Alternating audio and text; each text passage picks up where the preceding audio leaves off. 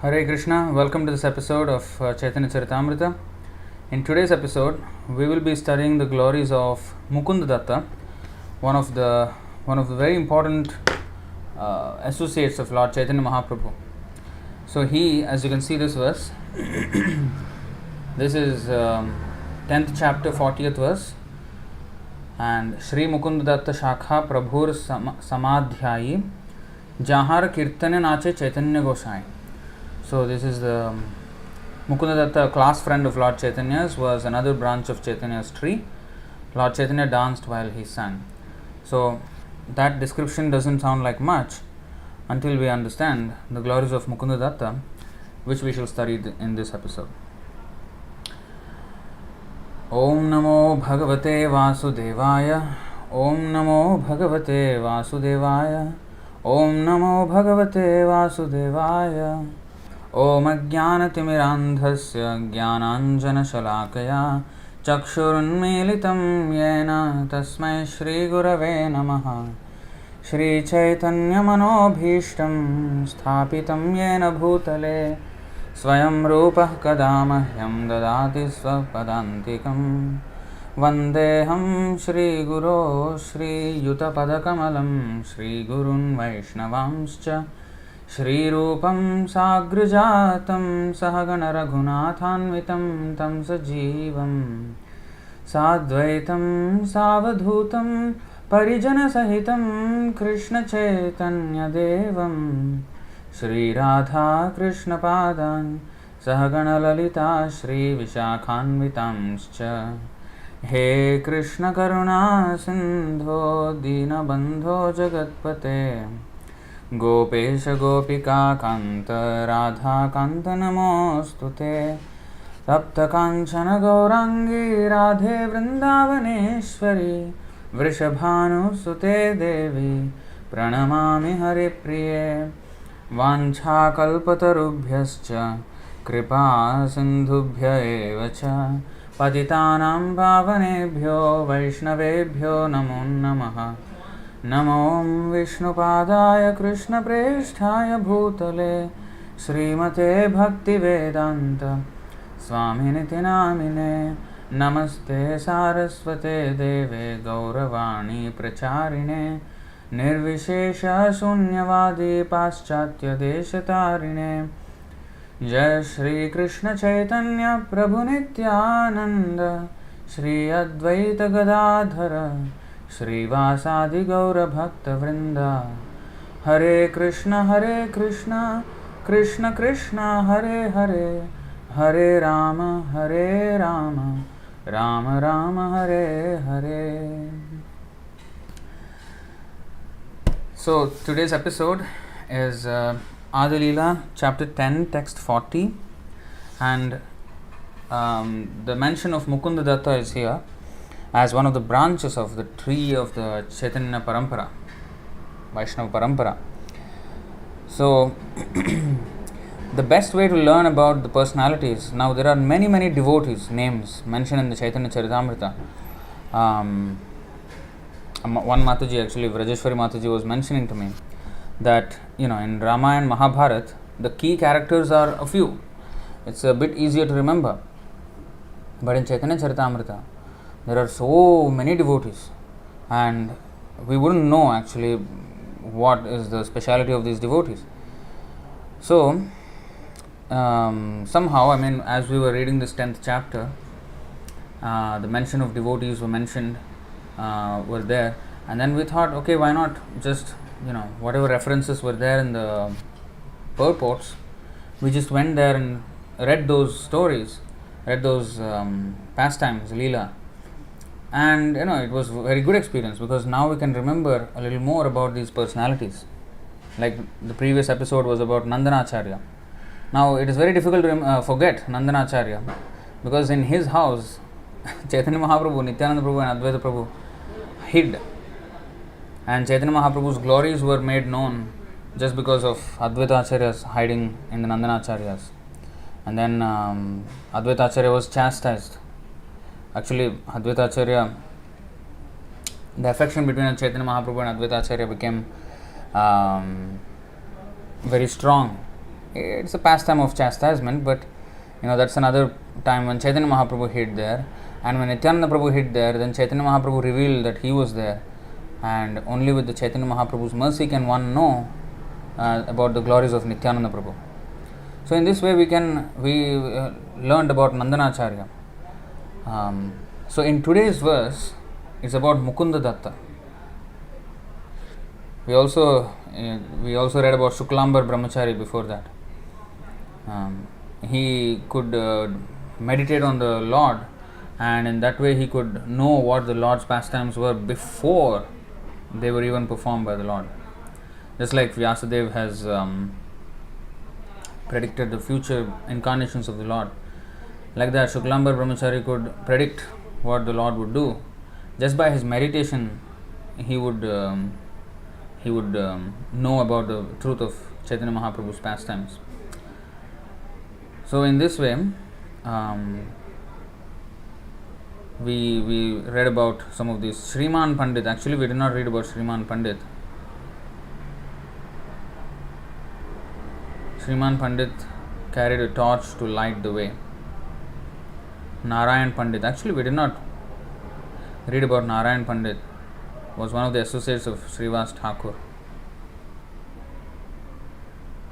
Okay, so one day we can Pradyumna Brahmacharya, Narsimhananda Brahmacharya.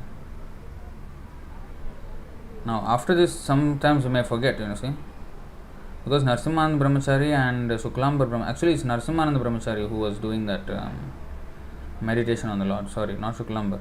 Shuklambar is another devotee. So again, you see, it can get easily.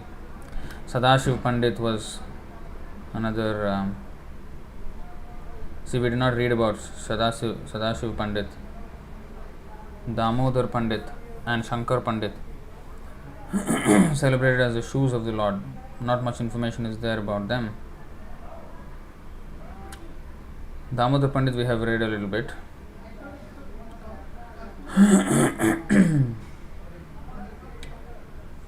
About his chastising Chaitanya Mahaprabhu. So some of the devotees actually we did not. Anyway, maybe we can go back to them after this. Today we will read about Mukunda Datta. So the verse goes like this. And fun fact. So Mukunda Datta is instrumental. You know that verse. I think many Gaudiya Vaishnavas know this verse. Vairagya Vidya Nija Bhakti Yoga Shiksharthameka Purusha Purana Shri Krishna Chaitanya Shariradhari Kripambudiryas Tamaham Prapadye. So this was written by Sarvabhaum Bhattacharya, but if not for Mukunda Datta, this verse would not have been known to anyone. It was only because of Mukunda Datta's intervention that this verse came to be known by all the devotees now. So the Lord tried hard to hide himself and hide his glories, but Mukunda Datta exposed him. So in this way, devotees keep on exposing the Lord. So we will read all about that today. So Shri Mukunda Datta Shakha Prabhura Samadhyayi Jahar Kirtane Nache Chaitanya Gosai. Mukunda Datta, a class friend of Lord Chaitanya's, was another branch of the Chaitanya tree. Lord Chaitanya danced while he sang. Now, that description doesn't sound like much, right? But he was an exceptional singer, Mukunda Datta. So that will be mentioned in the purport here. Purport. Sri Mukunda Datta was born in the Chattagram district in the village of Chanhara, which is under the jurisdiction of the police station named Patia. This is in Bangladesh now. This village is situated 10 kroshas or about 20 miles from the home of Pundarik Vidyanidhi. So this Pundarik Vidyanidhi, this Prem Bikash Prabhu, who is our devotee here, he is from Bangladesh. So he mentioned to me that Pundarik Vidyanidhi's place is in Bangladesh, I think in northeast Bangladesh or something. And if it is 20 miles away, then this Chattagram, maybe it's Chottagram, I don't know what Chattagram, I don't know, I haven't seen on the map. But anyway, The village is situated 20 miles from the home of Pundarik Vidyanidhi. That means this is in Bangladesh, Sri Mukunda Datta. So in the Gaur Ganodesh Deepika, 140th verse, it is said, Vraje sthitau gayakau yau madhukantham madhuvratau mukunda vasudevautau dattau gauranga gayakau. This is in Vraja, that means Vrindavan, there were two very nice singers named Madhukantha and Madhuvrata. They appeared in Chaitanya Leela as Mukunda and Vasudev Datta, who were singers in the society of Lord Chaitanya Mahaprabhu.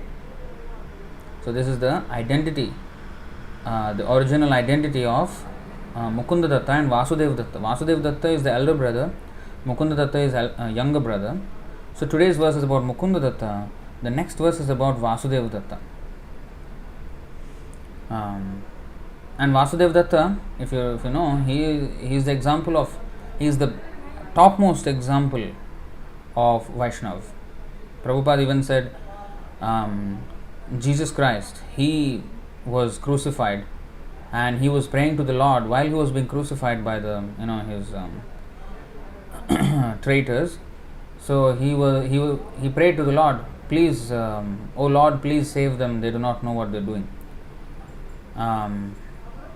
So he was very liberal as a Vaishnava would be, and he wanted to mitigate the sins of everyone, and every Acharya does that.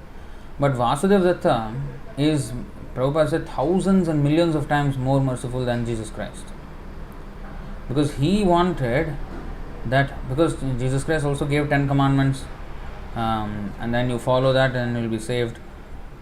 But Vasudev Datta, no, let them, whatever they are, just give all the sinful reactions in the entire universe, every living entity sinful reactions to me. I will suffer here, you take them all back to Godhead because I can't see them suffering. So this kind of zenith, this is the topmost peak of Vaishnava mercy, compassion of Vaishnava. That is Vasudeva Datta. This Mukunda Datta is younger brother. When Lord Chaitanya was a student, Mukunda Datta was his class friend, and they frequently engaged in logical arguments. Sometimes Lord Chaitanya Mahaprabhu would fight with Mukunda Datta using tricks of logic. This is described in the Chaitanya Bhagavat, Adikhanda, chapters 11 and 12. So we will go there, but first we will read this purport. There are many references here leading to Chaitanya Bhagavat, many references in this purport. So when Lord Chaitanya Mahaprabhu returned from Gaya, Mukunda Datta gave him pleasure by reciting verses from Srimad Bhagavatam about Krishna Leela. It was by his endeavor that Gadadhar Pandit Goswami became a disciple of Pundarik Vidyanidhi, as stated in Sri Chaitanya Bhagavat Madhya Khanda, chapter 7. When Mukunda Datta sang in the courtyard of Srivas Prabhu, Mahaprabhu danced with his singing, and when Lord Chaitanya for 21 hours exhibited an ecstatic manifestation known as Sata Praharya, Mukunda Datta inaugurated the function by singing. So Sat means 7. Prahara means 3 hours. A period of 3 hours is called 1 Prahara. Sat Praharya means 21 times 3, 7 times 3, 21 hours of ecstatic manifestation. I think, if I am not wrong, he was probably unconscious for 21 hours, and then Mukunda Datta inaugurated the function by singing, and that's when the Lord woke up, if I understand rightly. Sometimes Lord Chaitanya Mahaprabhu chastised Mukunda Datta by calling him Khadajathiya Beta, because he attended many functions held by different classes of non-devotees. This is stated in the Chaitanya Bhagavat Madhya Khanda, chapter 10. When Lord Chaitanya Mahaprabhu dressed himself as the goddess of fortune to dance in the house of Chandrasekhar, Mukunda Datta began the first song. Before disclosing his desire to take the renounced order of life, Lord Chaitanya first went to the house of Mukunda Datta. But at that time, Mukunda Datta requested Lord Chaitanya to continue his Sankirtan movement for a few days more before taking sannyas. This is stated in the Chaitanya Bhagavat Madhya Khanda, chapter 26. The information of Lord Chaitanya's accepting the renounced order was made known to Gadadhar Pandit, Chandrasekharacharya and Mukunda Datta by Nityananda Prabhu. So Nityananda Prabhu knew about Chaitanya Mahaprabhu accepting the renounced order or going to accept. So Nityananda Prabhu told Gadadhar Pandit, Chandrasekharacharya and Mukunda Datta. And therefore all of them went to Kattva and arranged for Kirtan and all the paraphernalia for Lord Chaitanya's acceptance of sannyas. After the Lord took sannyas, they all followed him, especially Sri Nityananda Prabhu, Gadadhar Prabhu and Govinda, who followed him all the way to Purushottam Kshetra. In this connection, one may refer to Sri Chaitanya Bhagavat Antyakhanda, Chapter 2. In the place known as Jaleshwar, Nityananda Prabhu broke the sannyas rod of Chaitanya Mahaprabhu. So this Jaleshwar we have been actually. It is called Dandabhanga Ashram. ISKCON is there now, I think. ISKCON, yeah. ISKCON, what is that place called? It was not called Jaleshwar in that area. I think it was known as something else. I don't remember the word Jaleshwar, but some other place. But anyway, it was quite a remote place. It's not very well known in the city. It's actually it's like a farm community was there. You know, it's a beautiful place. ISKCON premises there.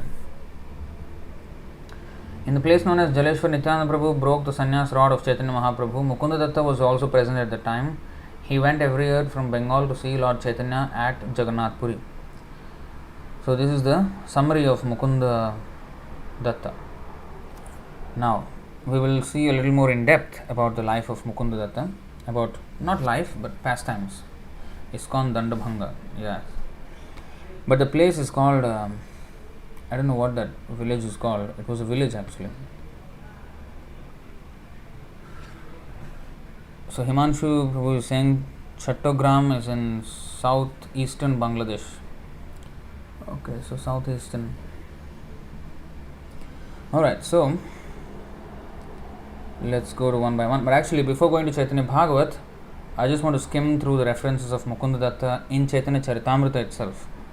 So I just searched. See, I did not myself do enough research on Mukunda Datta. So I'm just going to go with you all. So I just searched Mukunda Datta a little bit before the class. Found a few verses here in the search results. So I'm just going to go a little bit into them and then we will go to Chaitanya Bhagavat. Alright? We'll see, it's already 8 o'clock. I'm trying to wrap this up by 9:30. Let's see if it works or not. Radhika Sakhi is saying, is it Chandanpur? Maybe, I don't actually remember. Anyway. Okay, so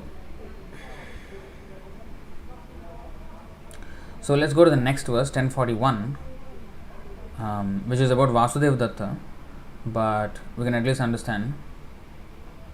Vasudeva Datta, the 19th branch of Sri Chaitanya tree, was a great personality and a most confidential devotee of the Lord. One could not describe his qualities even with thousands of mouths. Wow. Vasudeva Datta, the epitome of Vaishnavism. Vasudeva Datta. And one could not describe his qualities even with thousands of mouths. Vasudeva Datta, the brother of Mukunda Datta, was also resident of Chattogram.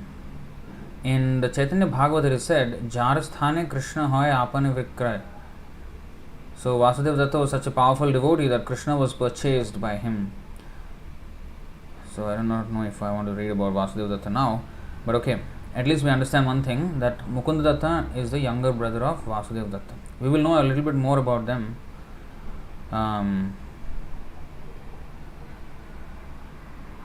later on.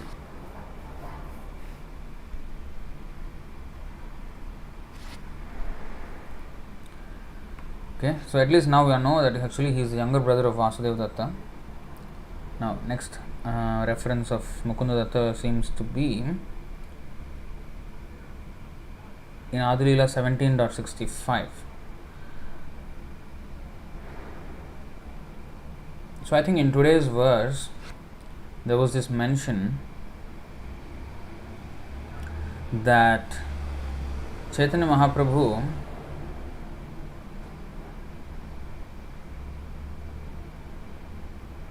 chastised Mukunda, right? Khadjatiya beta. Khadjatiya beta. Because he attended, you see, this pastime we will see now, attended many functions held by different classes of non-devotees. So this is stated in the Chaitanya Bhagavat Madhyakhanda chapter 10, but here is a, I think, synopsis of it in this 1765. Lord Sri Chaitanya Mahaprabhu blessed Mukunda Datta with punishment and in that way vanquished all his mental depression. So, blessed with punishment. Blessed. Mukunda Dattere Koilo Danda Prasad. Danda Prasad. Danda means punishment, Prasad means benediction. What is this Danda Prasad? The benediction of punishment. I think we should do a class on the benedictions of punishments. All the leelas of different devotees who were punished or chastised by the Lord or his devotee, and how it turned out a great success, and how I think there should be a series on this, from Bhagavatam, from whatever histories we can remember, even Raman, Mahabharata, Chaitanya Charitamrita, Chaitanya Bhagavat. Maybe there should be a series. I really strongly feel, because it's so underrated, this punishment.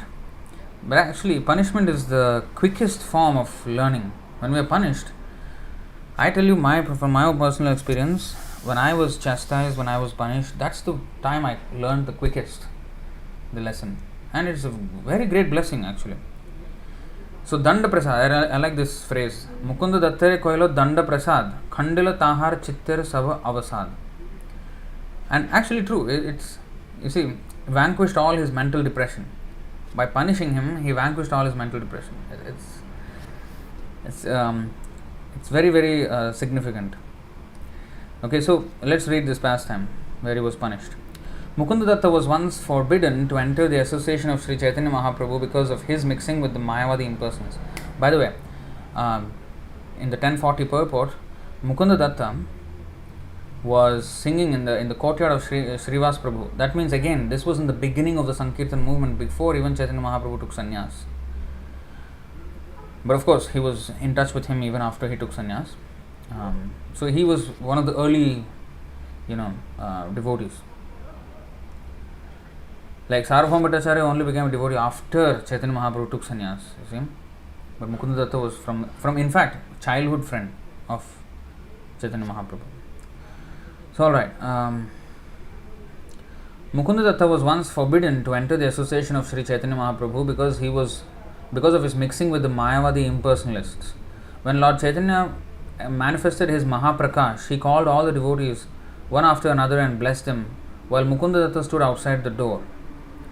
So there was this one time where Chaitanya Mahaprabhu, and in fact there is some maybe reference to that Mahaprakash, where Chaitanya Mahaprabhu was exhibiting his like Vishwarupa, universal form, like that, a very gigantic form, where it shows that he is actually the controller he is the Supreme Lord basically. So this Mahaprakash was shown. Maybe some of you can share the reference for that in the Chaitanya Charitamrita. I think it is mentioned. So anyway, when he did that, all the devotees saw, but Mukunda Datta stood outside the door. The devotees informed the Lord that Mukunda Datta was waiting outside, but the Lord replied, I shall not soon be pleased with Mukunda Datta, for though he explains devotional service among devotees, he then goes to Mayavadis to hear from them the Yoga Vasishtha Ramayana, which is full of Mayavad philosophy. For this I am greatly displeased with him. Now, this is important, Yoga Vasishtha Ramayana. Now, there are many, many versions of Ramayana. The other day I was just looking on Wikipedia about Ramayana, and different versions of Ramayana and their like summary of their stories, the differences in each of these Ramayans. I was just reading. There was one version of Ramayana which was so weird that it says something like, I don't know, it was completely, I forgot the detail. It says that it was Lakshman who married Sita or something, and then Ravan was I don't know, it was very, very strange. So anyway, there are so many versions. In fact, I heard there are about 300 versions of Ramayana. So Yoga Vasishtha Ramayana, it is there where it is full of Mayavad philosophy. So sometimes people, they quote from Ramayana. Oh, Ramayana says, in Ramayana there is this thing. But actually sometimes when you go and see in the Valmiki Ramayana, it is not found. So Valmiki Ramayana is the standard. So there are many others which the authority of the writer is questionable. So Valmiki was right there in the Ram's time, and then even he wrote the Ramayana before even Ram's Leela actually manifested on earth. So anyway, so this Mukunda Datta was hearing this Yoga Vasishtha Ramayana, which is full of Mayavad philosophy. For this I am greatly displeased with him. Hearing the Lord speak in that way, Mukunda Datta, standing outside, was exceedingly glad that the Lord would at some time be pleased with him, although he was not pleased at that moment. You see here, I shall not soon be pleased. That means, this is what Mukunda Datta held on to. I shall not soon be pleased. Oh, that means he never said, I shall never be pleased. Okay, that's good. So he shall not soon be pleased, but he will be pleased one time. So that's how the devotees see the hope. And when it looks impossible to go to the Lord or to become a devotee properly and everything, just the slightest thing will give them so much hope. You see? So hearing the Lord speak in that way, Mukunda Datta, standing outside, was exceedingly glad that the Lord would at some time be pleased with him, although he was not pleased at that moment. But when the Lord understood that Mukunda Datta was going to give up the association of the Mayavadis for good, he was pleased, and he at once called to see Mukunda. Thus he delivered him from the association of the Mayavadis and gave him the association of pure devotees. So this is, I think there will be more detail about this in the Chaitanya Bhagavat.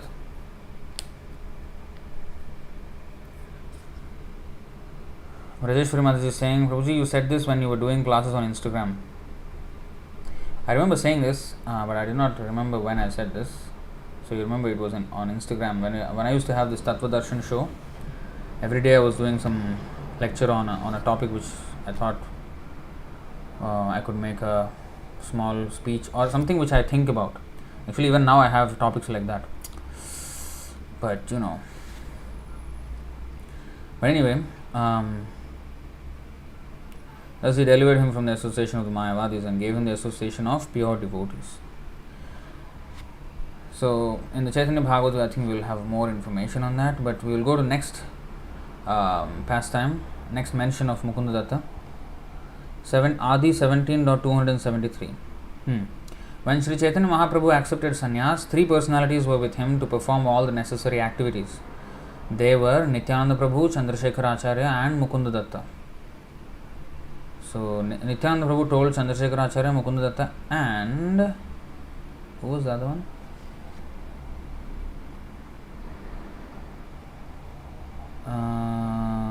Who was the other one? Nityananda Prabhu.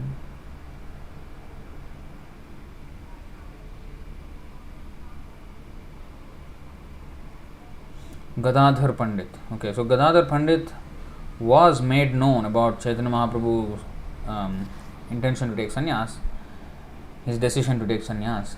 But I think Gadadhar Pandit was not there in the sannyas ceremony. Chandrasekhar Acharya, Mukunda Datta and Nityananda Prabhu were there. So that's the mention there. Okay. So next, Antya. Okay, that is Antya. We will go to Madhya first. Please remind me to go to Antya again. I may miss out again. So Madhya 3. So this is when Chaitanya Mahaprabhu took sannyas. So Nityananda Gosai Pandit, Jagadananda, Damodara Panditar Datta Mukunda, Eichari Janacharya Dila Prabhushane, Janani Prabodha Kare Vandila Charane. Sri Advaita Acharya sent four persons, Nityananda Gosai, Jagadananda Pandit, Damodar Pandit and Mukunda Datta, to accompany the Lord. Accompany the Lord where? To Jagannath Puri, because when Chaitanya Mahaprabhu took sannyas, Sachimata, the mother of Chaitanya Mahaprabhu, she said, okay, you have taken sannyas, you cannot see me, I cannot see you, but you have to. No, actually, he can see. Chaitanya Mahaprabhu can see the mother, he cannot see the wife. So, anyway, she said, you may go, yes.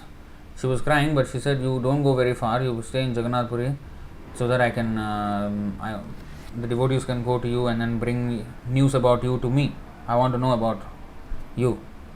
So she could not give up her affection and forget him for good, because she wanted news about him. And in fact, not only news, Chaitanya Mahaprabhu usually used to come every day to her house and eat all her offerings, and that's pastime is there. He used to come without anybody's knowledge, and even without her knowledge. She was thinking she would cook and everything, big feast, and then she would offer to Krishna, and then she wanted to eat, and then nothing is there. What happened? Did I cook? Or was it a dream? What was I doing? She will always will be bewildered like this. Every day Chaitanya Mahaprabhu used to come and eat all their offerings, and then she did not know what she was doing, and then she would cook again and offer. So like this, she was in her ecstasy like that, in bewilderment. So that's that. Madhya 5.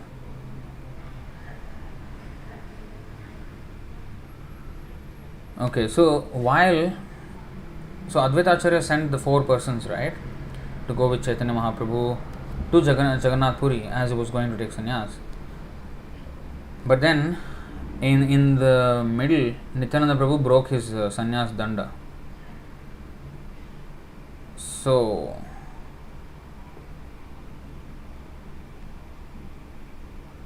we will read a little bit about that now.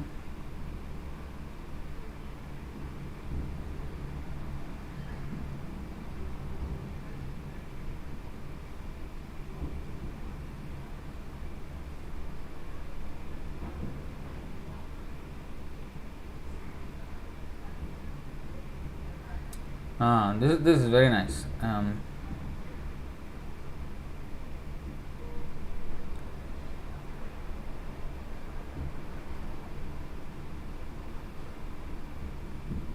What temple is this?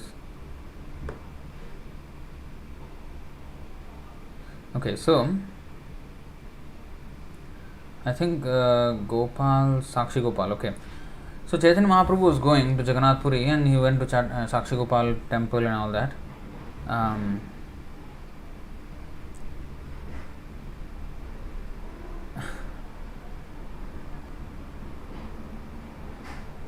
Okay, so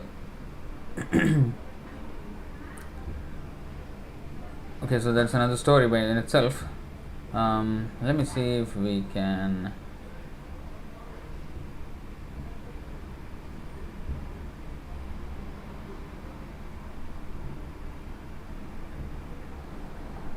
So these are the pastimes that happened as he was going.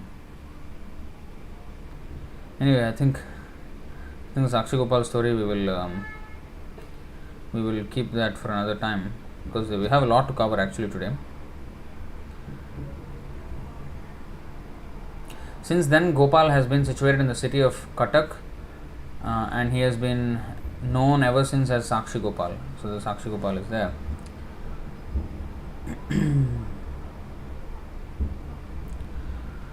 So thus Sri Chaitanya Mahaprabhu heard the narration of Gopal's activities. Both he and his personal devotees became very pleased. So this Mukunda Datta was also among these personal devotees.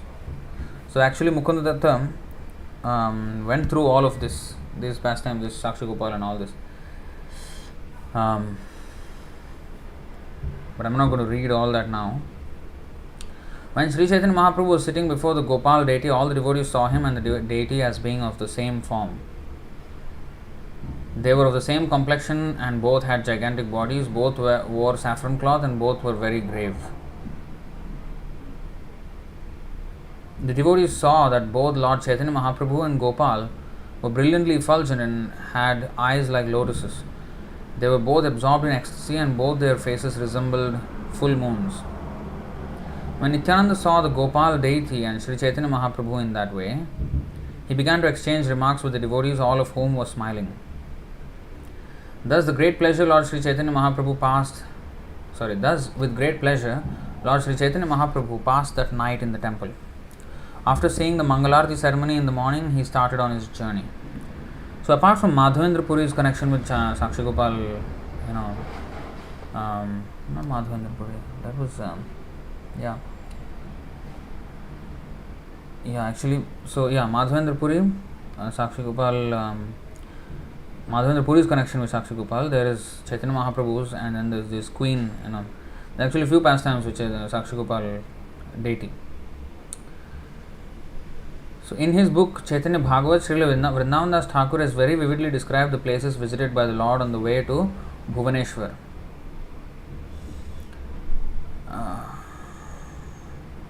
Wow.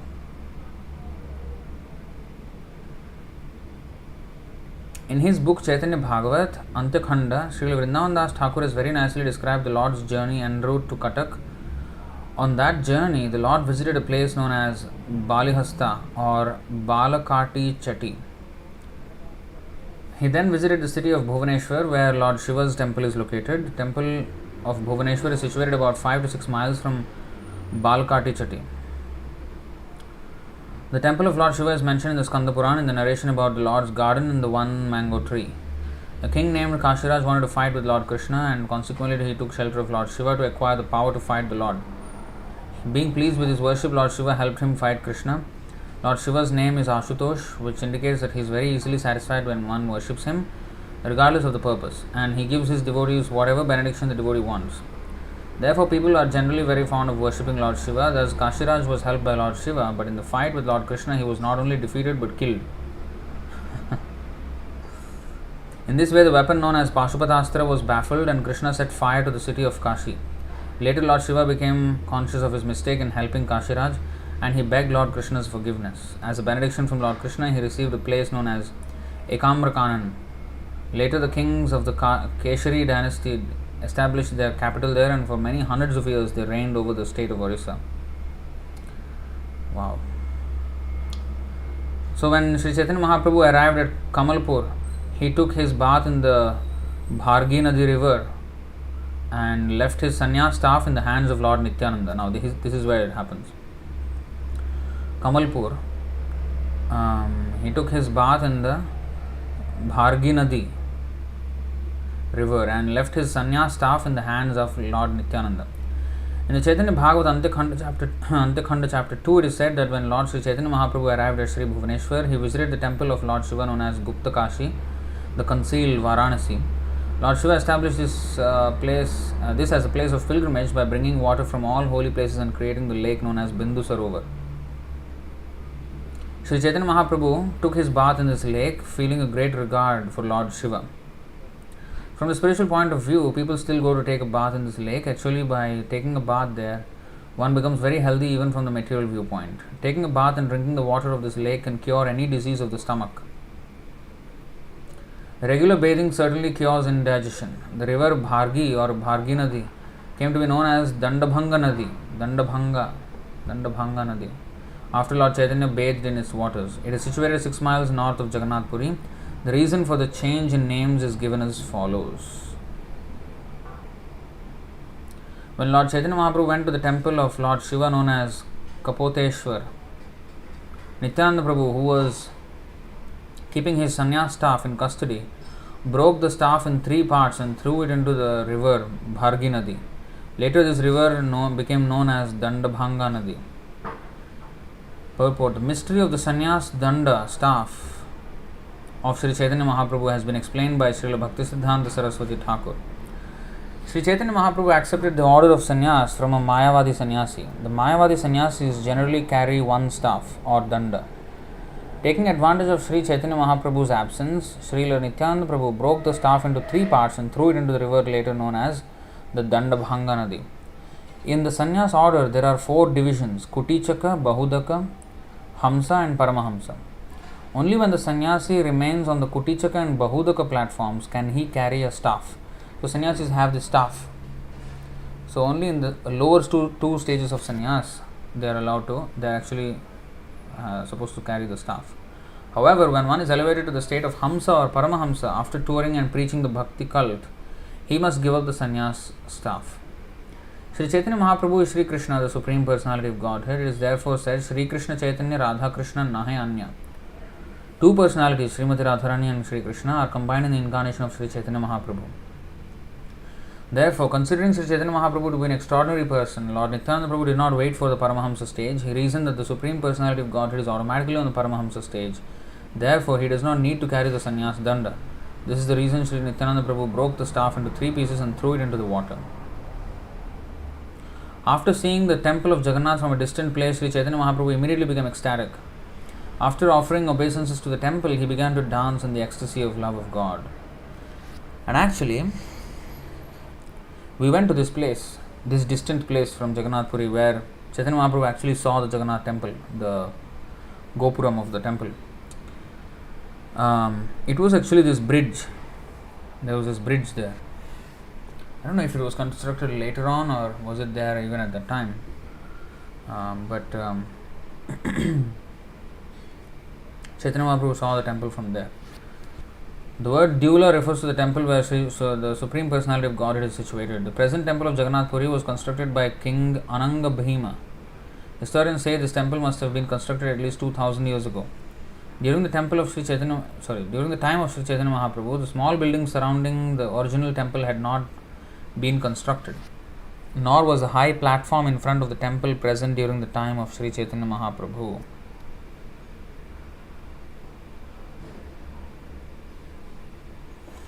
All the devotees became ecstatic in the association of Lord Chaitanya and thus absorbed in love of God. They were dancing and singing while going along the main road. Sri Chaitanya Mahaprabhu laughed, cried, danced and made many ecstatic vibrations and sounds. Although the temple was only 6 miles away, to him the distance seemed thousands of miles. Yugayitam nimeshena chakshusha pravrishayitam. So, the dilation of space and time.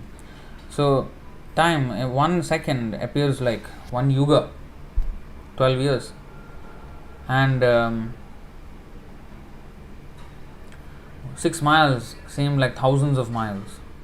In separation from the Lord, everything is like magnified, and that creates this enormous amount of ecstasy. So when Sri Chaitanya Mahaprabhu was in ecstasy, he considered one moment to be last as long as 12 years. You see that same thing. After seeing the Jagannath temple from a distant place, the Lord became so ecstatic that he considered the 6-mile path many thousands of miles long. Thus, walking and walking, the Lord eventually arrived at the place known as Atharnala. This is the thing, Atharnala. Athar means 18, yes. Yeah, so it was there, yes. The devotee was actually showing us this Atharnala is the bridge with 18 holes. 18 arches, yes, these arches, correct. And that bridge is where the Lord saw the temple. Actually, he saw even further, but thus walking and walking, the Lord eventually arrived at the place known as Atharnala. Arriving there, he expressed his external consciousness, speaking to Sri Nityananda Prabhu. At the entrance to Jagannath Puri is a bridge with 18 arches called Atharnala. So that means that bridge was there all the way from Chaitanya Mahaprabhu's time, and it had 18 arches. And even now there are 18 arches to that. You can actually go and see that bridge, and that's where Chaitanya Mahaprabhu entered Jagannath Puri from.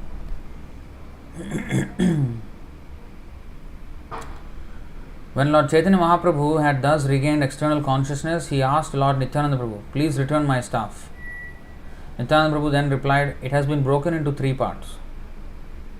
Nityananda Prabhu said, "When you fell down in ecstasy, I caught you, but both of us together fell upon the staff. Thus the staff broke under our weight. Where the pieces have gone, I cannot say." Completely lying, Nityananda Prabhu.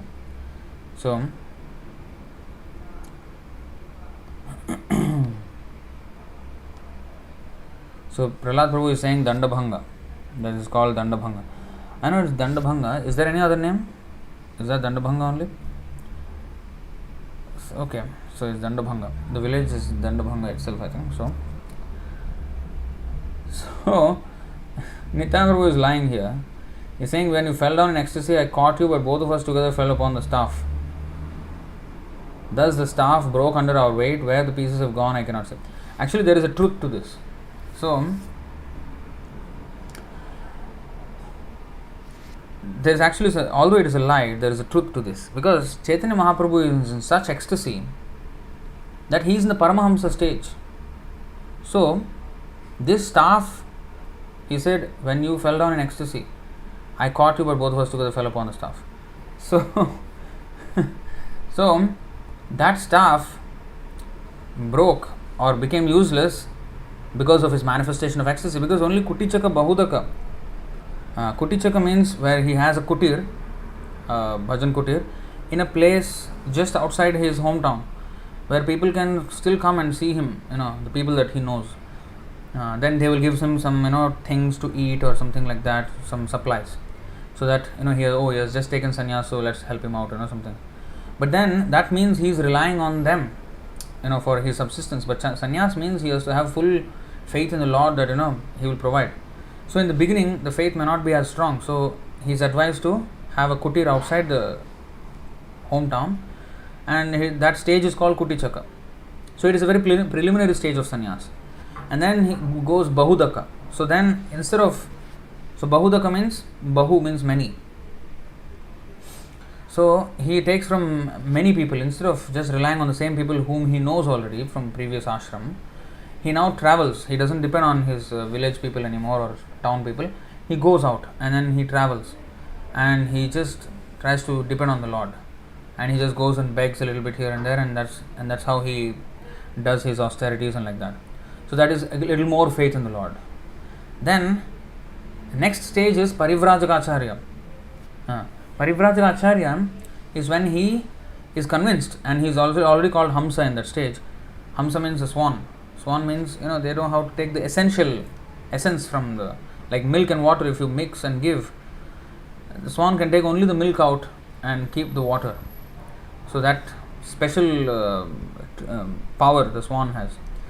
So the sannyasi who can take the essence of everything, so that is anasaktasya vishayan yatharham upayunjataha nirbandhe krishna sambandhe yuktam vairagyam uchyate. This is the Hamsa stage, where he can use everything. He doesn't see anything as material, because he sees everything as paraphernalia for the Lord's worship, and he uses it in the Lord's service. And then he teaches, he travels widely and preaches and initiates people, being thoroughly convinced himself. Now he tries to convince others about the Krishna consciousness. And finally Paramahamsa, where he retires, where he establishes the preaching mission in the hands of his capable disciples, and then he retires further on for complete uninterrupted meditation on the Lord's pastimes. And in that stage he'll go into this ecstatic things, manifestations. So since Chaitanya Mahaprabhu was in that ecstatic mood already, although he just took sannyas, so people may think that, he has just taken sannyas, he's a Kutichaka kind of person. But no, Nityananda Prabhu wanted to establish that Chaitanya Mahaprabhu is the Supreme Personality of Godhead. He doesn't require all these paraphernalia or formalities. And he said, when you fell down in ecstasy, that means it's Paramahamsa stage. I caught you, but both of us together fell upon the staff, and the staff broke. That's actually fact, because by the ecstasy he showed himself that the staff has no use now.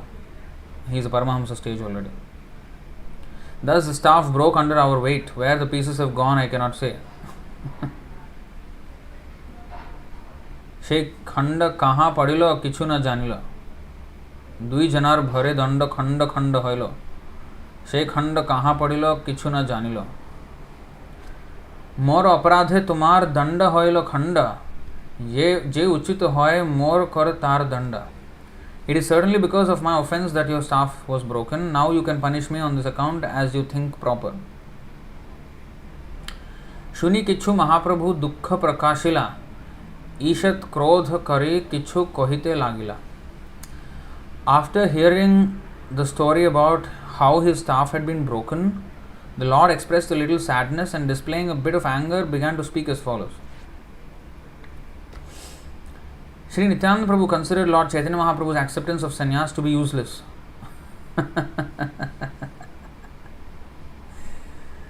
Because what has he renounced? What? The Lord is already Shadaishwarya Purna. Shadaishwarya Purna means he has all the 6 opulences, one of which is renunciation. What is the use of this taking sannyas or not taking sannyas? What difference does it make? It's useless. Nityananda Prabhu considered Lord Chaitanya Mahaprabhu's acceptance of sannyas to be useless. He therefore relieved the Lord of the trouble of carrying the staff. Sri Chaitanya Mahaprabhu expressed anger because he wanted to teach all other sannyasis that they should not give up the staff before attaining the platform of Paramahamsa. Seeing that the regulative principles could be slackened by such action, he saw, maybe other people will slacken in the regulative principles. So Chaitanya Mahaprabhu wanted to carry the staff personally. However, Nityananda broke it. For this reason, Chaitanya Mahaprabhu displayed a little anger. It is said in Bhagavad Gita 3:21, Yadyat acharati shreshthas tattadevetaro janaha. Whatever great people do, others follow. Sri Chaitanya Mahaprabhu wanted to follow the Vedic principles strictly in order to save inexperienced neophytes who try to imitate Paramahamsas. Very, very important to see. Although it looks like, hey, why you broke my stick? I'm very attached to my stick. How can you break it? I'm not your friend anymore. Like kids playing. It looks like why is he so upset about some stick being broken or what? It's like sometimes a child's toy becomes broken and then he will become unhappy with another child who broke it. But you see how deep the meaning is. It's very deep. So he became angry so that to show that unless one reaches Paramahamsa. But Nityananda Prabhu was right, because Chaitanya Mahaprabhu was in these ecstatic moods. That means Paramahamsa, more than Paramahamsa. In fact, those who meditate on Krishna are Paramahamsa. He is Krishna himself. So, for that reason, to establish the supremacy of Chaitanya Mahaprabhu. Whereas Chaitanya Mahaprabhu is thinking, if I give it up now, people may give it up because they think, it is not required. So, they may imitate Paramahamsas. That's what happened. You see, all the Sahajiya, Sakhi Bekhi, Gauranganagari, all these people are imitating Apasampradayas. They are imitating Paramahamsas, or sometimes imitating Krishna also. Ras Leela. Matha neda kapni pada tilak na ke galai mala dekhte Vaishnavera mata asala shakta kajar vela sahaja bhajan korchena mamu sangeloy porer bala. This is said by Bhaktivinoda Thakur. So, they just dress as Vaishnava, but they have all illicit affairs, imitating Krishna. So imitate Paramahamsas. Sahajiyas, they're ecstatic, always crying. And there is this video of Sundagopal Prabhu. He went to Bangladesh once, where the devotees received him and all that. And then there was this program where he was supposed to preach, but in Bangladesh there is some professional kirtan party. This was actually organized by some village people, and they invited some professional kirtan party. And this professional kirtan party, they were singing and crying and embracing each other, like crying and singing. Prabhu just went inside and sat. He came out after the kirtan was finished, because after the kirtan was finished, he came out, because it was all some show. This Sahajiya, and in Bengal it is very, very common. In fact, in Singapore there are many Bangladeshi, they do this construction work and everything. So this was about 20 years back, maybe 18 to 20 years back maybe. So there was a lot of Bangladeshi devotees who used to come on Sunday, because our place was in Little India in Singapore. There is a place called Little India. So a lot of Bangladeshi devotees, Bangladeshi people, they congregate on Sundays. So we used to have this kirtan. Our temple was there at the time, and in that kirtan they will cry and embrace each other. Prabhu would be he would ask them to stop this nonsense. So one time, one devotee, he did not know much. So he Hare Krishna, and crying, and then embraced Prabhu. Prabhu gave him tight slap. Tight slap. Then kirtan, everybody stopped. Prabhu shouted at him, "Don't try this kind of things here. All this nonsense. Eating fish outside, smoking bidi and coming here and crying in Krishna kirtan. You cannot cry in front of Krishna like this. Nonsense." So he chastised him nicely. So imitating Paramahamsas, this is.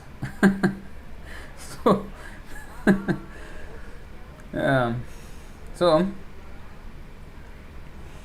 Chaitanya Mahaprabhu was very concerned that some people would uh, forego these principles, so that's why he got angry.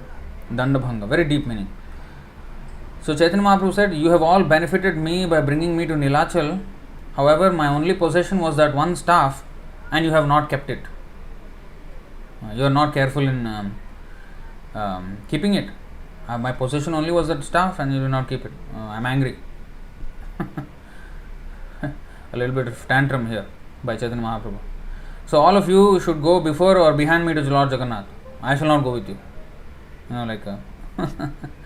तुम्ही सब आगे जहाँ ईश्वर देखिते किबा आमी आगे जाए ना जाबे सहिते I will not go with you. Actually, that also has a reason. Although it looks like, oh, I don't go with you, but actually there is a reason. So Mukunda Datta is one who says, Mukunda Datta कहे प्रभु तुम्ही जहाँ आगे आमी सब पाछे जाबो ना जाबो तुम्हारे संगे. Mukunda Datta told Chaitanya Mahaprabhu, my lord, you should go ahead and allow all the others to follow. We shall not go with you. Now, because of this not following, the other devotees were not there. So Chaitanya Mahaprabhu went and he came into Lord Jagannath's presence and he fell down, fainted in ecstasy, and nobody was there to attend to him. If the devotees were there to attend to him, they would have attended, but nobody attended. And then Sarvabhauma Bhattacharya, who was a resident of Jagannath Puri, he went to see Chaitanya Mahaprabhu and he put a cotton swab near his nose and saw whether he is dead or alive. And Sarvabhauma Bhattacharya was a Mayavadi.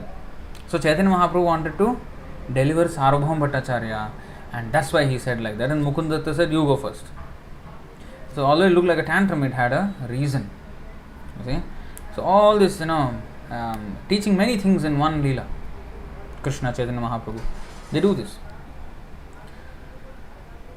So, एटा सुनी प्रभु आगे चलिला शीघ्र गति बुझिते ना पारे केहो दुई प्रभुर मति.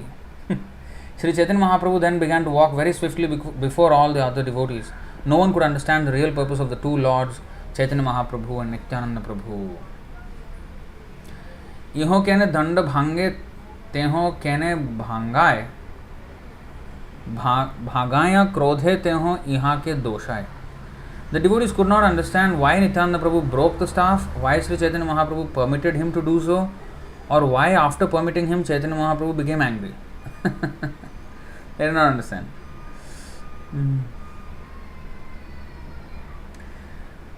So Dandabhanga Leela e Parama Gambhir Shai Bujhe Duhar Pade Jar Bhakti Dhir. The pastime of the breaking of the staff is very deep. Only one whose devotion is fixed upon the lotus feet of the two lords can understand it. So purport, one who understands Sri Chaitanya Mahaprabhu and Nityananda Prabhu in reality can understand their identity as well as the breaking of the staff. All the previous acharyas being induced to engage themselves fully in the service of the Lord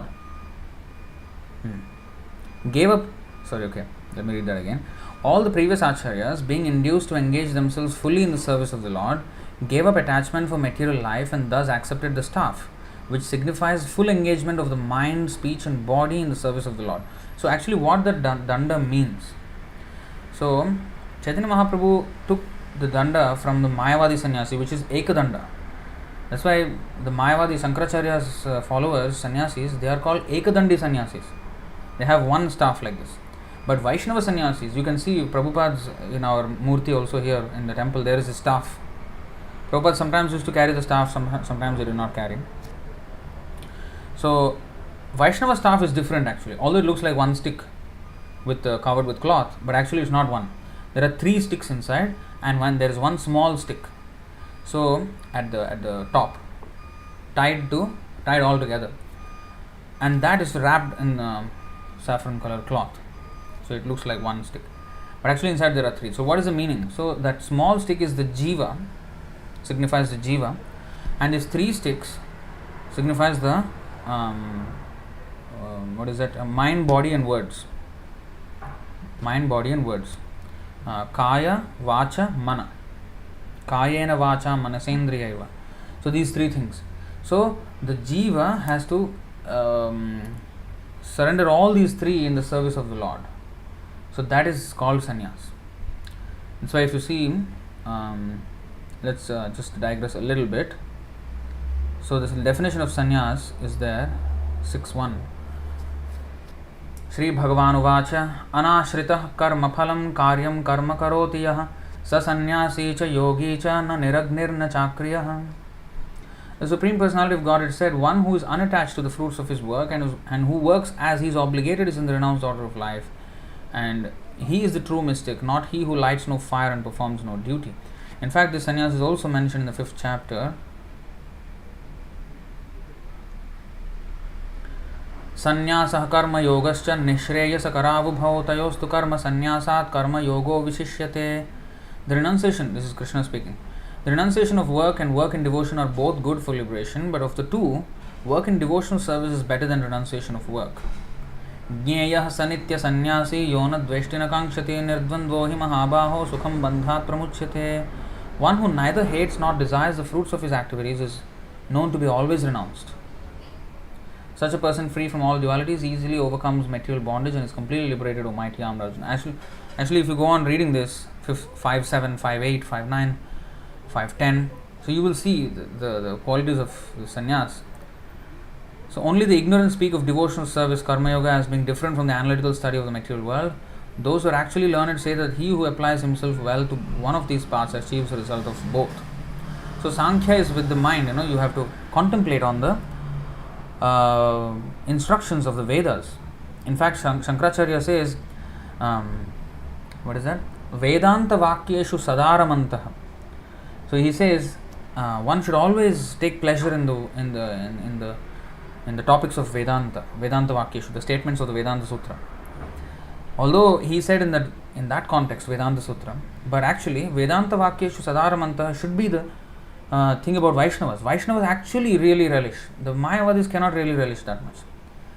Their relishing is very dry. Very, very dry. So the real thing, the devotees can actually relish Vedanta vakyeshu sadaramanta. Yes, then so Vrajeshwari Mataji is asking, what is the meaning of Ekadande? It means Advaita, Aham Brahmasmi. Yes. So Tattvamasi, Soham. So this is their understanding. Advaita, one danda, and this is three danda. So those who are actually learned say that he who applies himself well to one of these paths achieves the results of both. So work in devotion and contemplating on the philosophy of Krishna consciousness and the words speaking about Krishna. Prajahati yada kaman sarvan partha manogatan. So this Arjuna asks, he asks, Sthita prajnasya ka bhasha? Ka bhasha? First question. If you see, Bhagavad Gita 2nd chapter, 54th verse. Sthita prajnasya ka bhasha samadhistasya keshava sthitadi kim prabhasheta kimasita vrajeta kim. Bhasha, what is his language? And prabhasheta, kim prabhasheta, what does he speak? Two things. Two times he asks the same thing. Language means he can speak any language, but language, what is his language? Like, what does he talk about? Like, what is his way of speaking? And what does he speak? Prabhasheta. Kim ka bhasha. So here, O Krishna, what are the symptoms of one whose consciousness is thus merged in transcendence? How does he speak and what is his language? And how does he sit and how does he walk? So here, Prabhupada says many a very important thing here. One can know his specific symptoms from the Bhagavad Gita. So, okay. As a rich man has his symptoms by which he is known as a rich man, as a diseased man has his symptoms by which he is known as a diseased man, or as a learned man has his symptoms, so a man in transcendental consciousness of Krishna has specific symptoms in various dealings. One can know his specific symptoms from the Bhagavad Gita. Most important is how the man in Krishna consciousness speaks, for speech is the most important quality of any man. It is said that a fool is undiscovered as long as he does not speak, and certainly a well-dressed fool cannot be identified unless he speaks. But as soon as he speaks, he reveals himself at once. The immediate symptom of a Krishna conscious man is that he speaks only of Krishna and of matters relating to him. Other symptoms then automatically follow as stated below. So this is the idea of sannyas. So basically,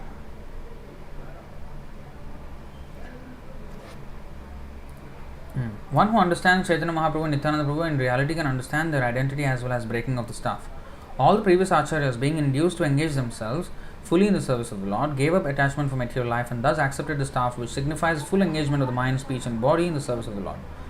Sri Chaitanya Mahaprabhu accepted the regulative principles or renounced order of life. That is completely clear. However, in the Paramahamsa stage, there is no need to accept the danda or staff, and Sri Chaitanya Mahaprabhu was certainly in the Paramahamsa stage. Nonetheless, to indicate that everyone should take sannyas at the end of life in order to engage fully in the service of the Lord, even Paramahamsas like Sri Chaitanya Mahaprabhu and his confidential devotees follow the regulative principles unfailingly. Although they are above, they still follow to teach the others. That's what we learned in the 3rd chapter of Bhagavad Gita. Just a little bit rewind again and come back here. Here, you see, I'll first take you to this 3:16. So we have to do our karma, our duty, because evam pravartitam chakram, because we are taking everything for our sustenance from the demigod's supply, the sunlight, from sunlight comes the food and everything, the rain and the air, everything. So we are taking so many things from the demigods, and we have to do yajna to pay back, to show our gratitude, to show our this is called yajna chakram. So evam pravartitam chakram. So we are obliged to do yajna. And in Kali Yuga, of course, the demigods are who? They are the supplying agents of the Supreme Lord only. So basically we have to say thanks to the Supreme Lord and satisfy him with this yajna process. Saha yajna praja srishtva. That is from 3:10, actually from 3:9, 3:8, all the way through 3:16. It is about why we must be obliged. We are obliged to actually do yajna. But then comes, so here in this verse it is said 3:16.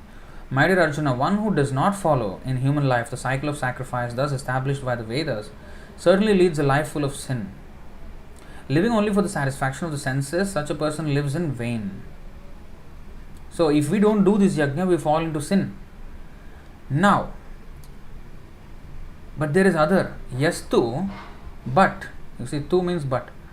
Yastu atmaratireva syad atmatriptascha manavaha atmanyeva cha santushtas tasya karyam na vidyate.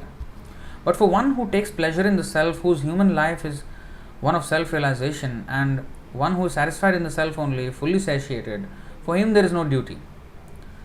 Naiva tasya kritenartho na kriteneha kaschana na chasa sarvabhuteshu kaschida artha vyapashrayah.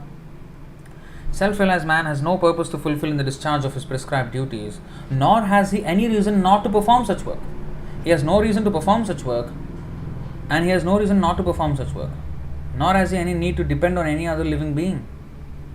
So usually this yajna chakram means, one is dependent on the demigods, and that's why we have to, offer our yajna back to them. But here it is said, he does not need to depend on any other living being, because Krishna takes personal care of such a person. But tasmad asaktaha satatam karyam karma samachara asakto hi acharan karma papam paramapnoti purushaha. Therefore, without being attached to the fruits of activities, one should act as a matter of duty, for by working without attachment one attains the supreme.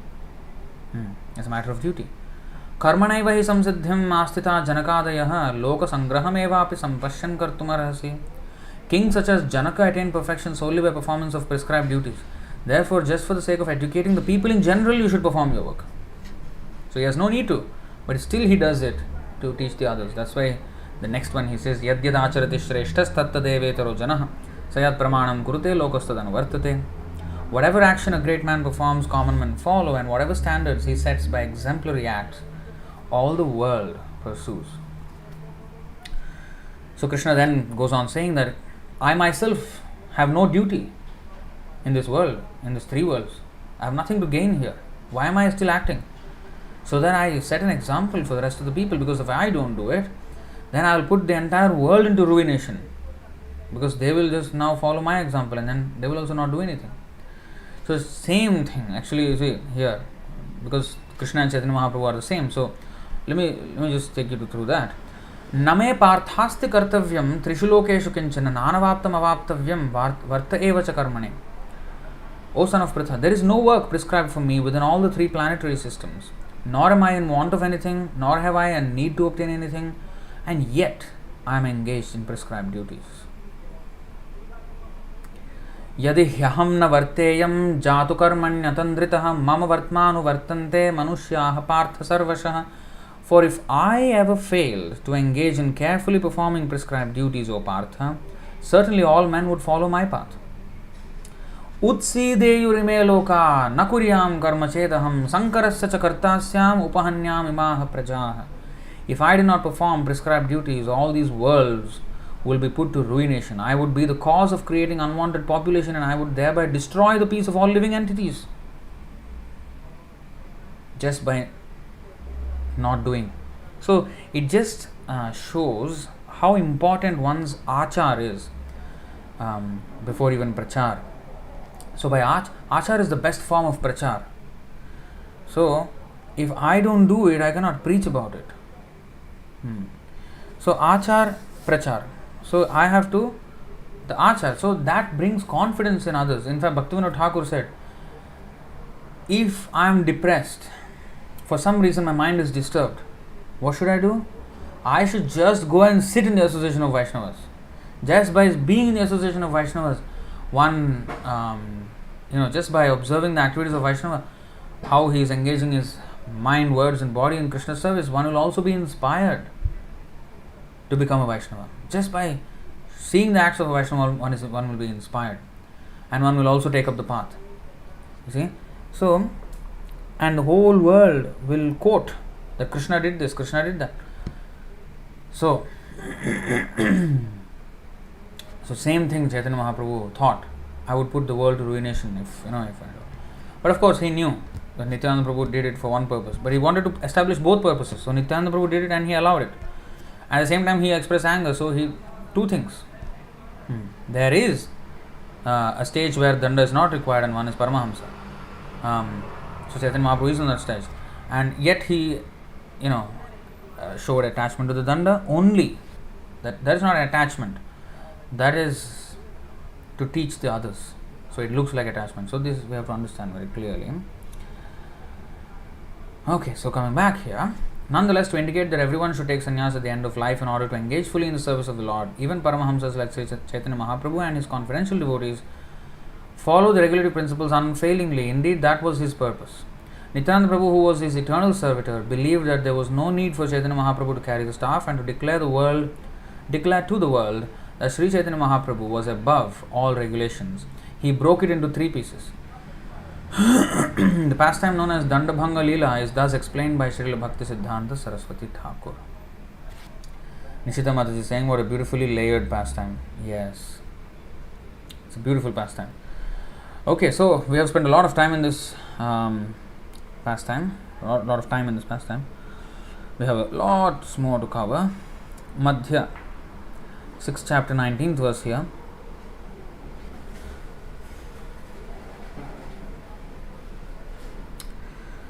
Yeah, so this is when Sarvabhauma Bhattacharya has not been converted to Vaishnavism yet, but he fainted and so Chaitanya Mahaprabhu went to Jagannath Puri first, right? So this is the time when the others were coming after him. So that was in 3rd chapter. This is in 6th chapter of Madhya Leela. So Gopinath Acharya is the son-in-law of Sarvabhauma Bhattacharya, and Gopinath Acharya was devotee, but Sarvabhauma Bhattacharya was not.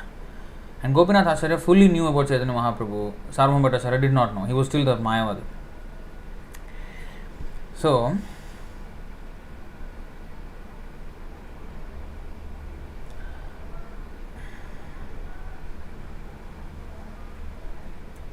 the people said that the sannyasi had fallen unconscious upon seeing the deity of Lord Jagannath. Because his consciousness did not return, Sarvabhauma Bhattacharya had taken him to his home. So this is what happened. So Chaitanya Mahaprabhu fainted in front of Jagannath, and Sarvabhauma Bhattacharya, who was there, he checked, and then he saw that cotton swab slightly moved. So there was breath. He is in this ecstasy. These are all symptoms of ecstasy. He is in a very high level of happiness, bliss, which even I am not aware of. So honestly, he must be a very exalted person. He is not an ordinary person, because this is not an ordinary symptom at all. This is not an ordinary health symptom. So Sarvabhauma Bhattacharya could understand that much, but he could not understand what was the cause of this whole his ecstasy or bliss. So anyway, Sarvabhauma Bhattacharya took compassion upon the Lord, not knowing he is the Lord, and he brought him to his home. Hearing this, the devotees could understand that they were speaking of Lord Chaitanya Mahaprabhu just then. So, because Chaitanya Mahaprabhu fainted and Sarvabhauma Bhattacharya took him home, so it became a big news in Jagannath Puri. Oh, this sadhu came and he fainted. We never saw this sadhu. I don't know where he came from, foreign land. But now he just came and then just fainted. And it was a big talk in the town.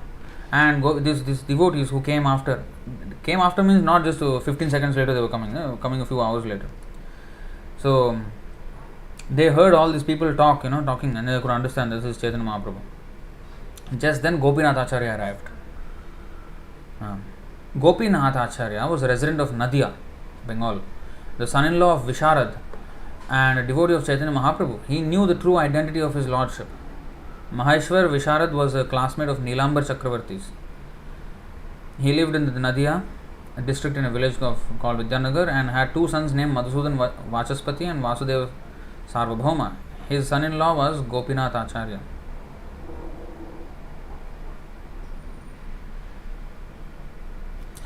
So this Nilambar Chakravarti, if I am not wrong, he is the classmate of Chaitanya Mahaprabhu's father, Maheshwar Visharad, Nilambar Chakravarti, and also Jagannath Mishra, who is the father of Chaitanya. I think that's a relation. In some another place it is stated this thing. So Vasudev Sarvabhauma. So Vasudev Sarvabhauma is his name. Vachaspati is another. Madhusudan Vachaspati is another. So his son-in-law was Gopinath Acharya.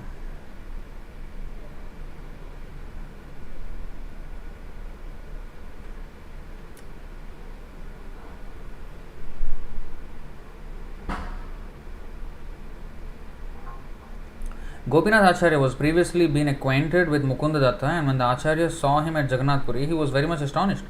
Oh, because Mukunda Datta was classmate of Chaitanya Mahaprabhu.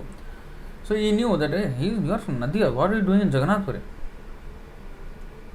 Mukunda Datta offered obeisance because all this party, the four people the Advaita Acharya sent, with Chaitanya Mahaprabhu. So he was in that party. That's why he was there in Jagannath Puri. Mukunda Datta offered obeisance unto Gopinath Acharya upon meeting him. Then the Acharya embraced Mukunda Datta and inquired about news of Sri Chaitanya Mahaprabhu.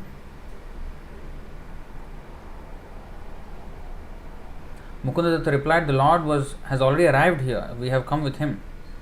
As soon as Gopinath Acharya saw Nityananda Prabhu, he offered his obeisances unto him. In this way, meeting all the devotees, he asked about news of Lord Chaitanya Mahaprabhu again and again. So he did not know yet that he is in Sarvabhauma Bhattacharya's house. Mukunda Datta continued, after accepting the sannyas order, Lord Chaitanya Mahaprabhu has come to Jagannath Puri and has brought all of us with him. Chaitanya Mahaprabhu left our company and walked ahead to see Lord Jagannath. We have just arrived and are now looking for him. From the talk of the people in general, we have guessed that the Lord is now at the house of Sarvabhauma Bhattacharya. Upon seeing Lord Jagannath, Chaitanya Mahaprabhu became ecstatic and felt unconscious, and Sarvabhauma Bhattacharya has taken him to his home in this condition. Just as I was thinking of meeting you, by chance we have actually met. First, let us all go to the house of Sarvabhauma Bhattacharya and see Sri Chaitanya Mahaprabhu. Later we shall come to see Lord Jagannath. Hearing this and feeling very pleased, Gopinath Acharya immediately took all the devotees with him and approached the house of Sarvabhauma Bhattacharya. Arriving at the home of Sarvabhauma Bhattacharya, everyone saw the Lord lying unconscious. Seeing him in this condition, Gopinath Acharya became very unhappy. But at the same time, he was happy just to see the Lord. Sarvabhauma Bhattacharya permitted all the devotees to enter his house, and upon seeing Nityananda Prabhu, the Bhattacharya offered him obeisances. Sarvabhauma met with all the devotees and offered them a proper welcome. They were all pleased to see Lord Chaitanya Mahaprabhu. The Bhattacharya then sent them all back to see Lord Jagannath, and he asked his own son Chandaneshwar to accompany them as a guide. Everyone was then very pleased to see the deity of Lord Jagannath. Lord Nityananda in particular was overwhelmed with ecstasy. When Lord Nityananda Prabhu nearly fainted, Nityananda Prabhu also almost fainted. All the devotees caught him and steadied him. At that time, the priest of Lord Jagannath brought a garland and had been offered to the deity and offered it to Nityananda Prabhu. Everyone was pleased to receive this garland worn by Lord Jagannath. Afterwards, they all returned to the place where Lord Sri Chaitanya Mahaprabhu was staying. All of the devotees then began to loudly chant the Hare Krishna mantra. Just before noon, the Lord regained his consciousness. So Mukunda Datta was used to this because during Srivas Pandit days, those beginning of the Sankirtan movement also, the Lord Sat Praharya, this 21 hours of ecstasy, and then he sang and then woke the Lord up. The Bhattacharya informed all of them, please take your midday baths immediately. Today I shall offer you Mahaprasadam, the remnants of food offered to Lord Jagannath. After bathing in the sea, Sri Chaitanya Mahaprabhu and his devotees returned very soon. The Lord then washed his feet and sat down on a carpet to take lunch.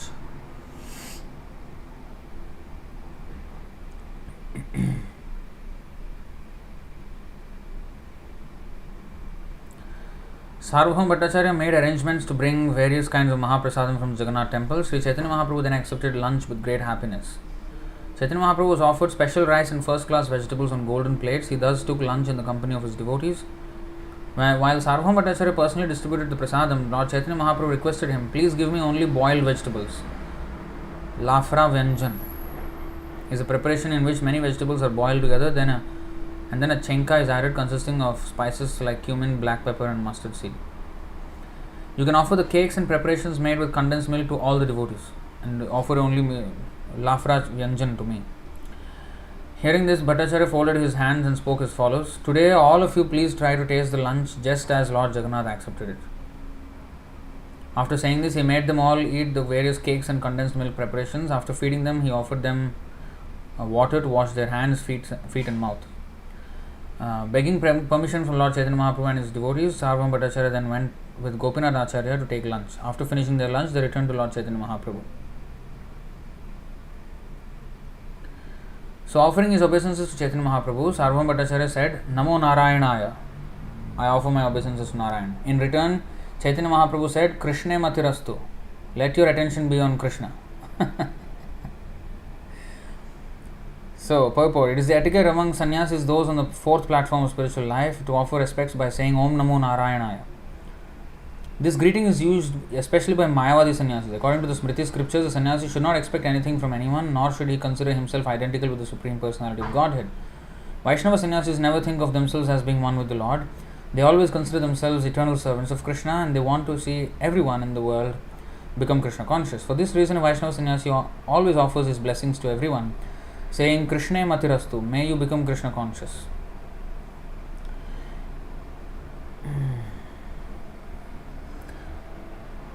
Hearing these words, Sarvabhauma Bhattacharya understood Lord Chaitanya to be a Vaishnava sannyasi.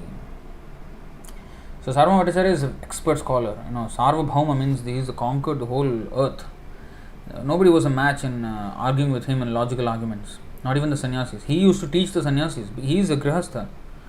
He was a grihastha, but he used to teach sannyasis about Vedanta Sutra. So he was very exalted. He was actually an incarnation of Brihaspati himself. Sarvabhauma then said to Gopinath Acharya, I want to know Chaitanya Mahaprabhu's previous situation. Purvashram. What is his Purvashram in the Grihastha? So the word Purvashram refers to one's previous situation in life. Sometimes a person will accept the renounced order from householder life, or sometimes even from student brahmachari life. Sarvabhauma Bhattacharya wanted to know of Sri Chaitanya Mahaprabhu's previous situation as a householder. Where did it come from? So immediately when he said Krishna Matirastu, Sarvabhauma Bhattacharya understood, okay, he is not one of Mayavadis, he is a Vaishnava sannyasi. Okay. So he noted that. So Gopinath Acharya replied, there was a man named Jagannath who was a resident of Navadvip and whose surname was Mishra Purandar. So this is Jagannath Mishra.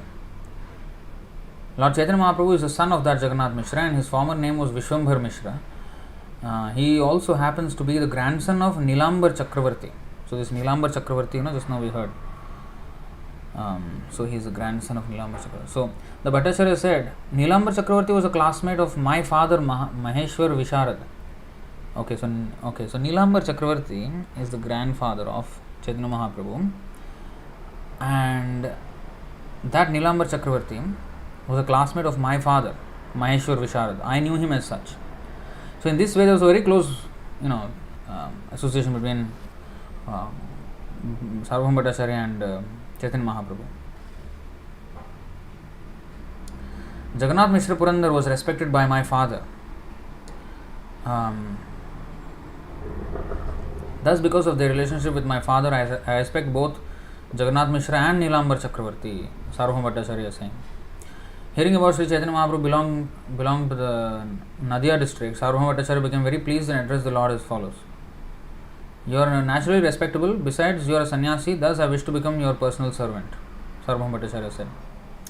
As soon as Chaitanya Mahaprabhu heard this from Bhattacharya, he immediately remembered Lord Vishnu and began to speak humbly to him as follows. Because you are a teacher of Vedanta philosophy, you are the master of all the people in the world and their well-wisher as well. You are also the benefactor of all kinds of sannyasis. So, this is where it is said. I am a young sannyasi and I actually have no knowledge of what is good and what is bad. Therefore, I am taking shelter of you and accepting you as my spiritual master. I have come here only to associate with you and I am now taking shelter of you. Will you kindly maintain me in all respects? The incident that happened today was a great obstacle for me, but you have kindly relieved me of it. Bhattacharya replied, do not go alone to see the deity at the Jagannath temple. It is better that you go with me or my men. The Lord said, I shall never enter the temple, but shall always view the Lord from the side of the Garuda Stambha. So this is the Lord. After that, never entered the temple because he would faint again, so he would just watch him from the Garuda Stambha. And one time his ecstasy was so much that, his fingers, the stone of the Garuda Stambha pillar melted, and then there is impression of his fingers on the Garuda Stambha of the Jagannath temple. Even now you can go and see that impression of Chaitanya Mahaprabhu's fingers there. So that is when Chaitanya Mahaprabhu was in ecstasy and the stone of the pillar melted.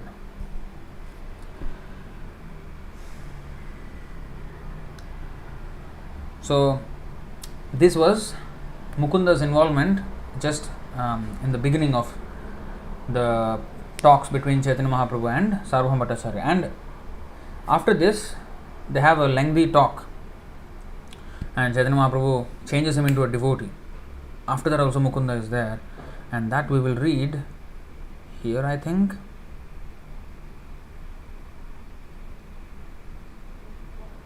Okay, so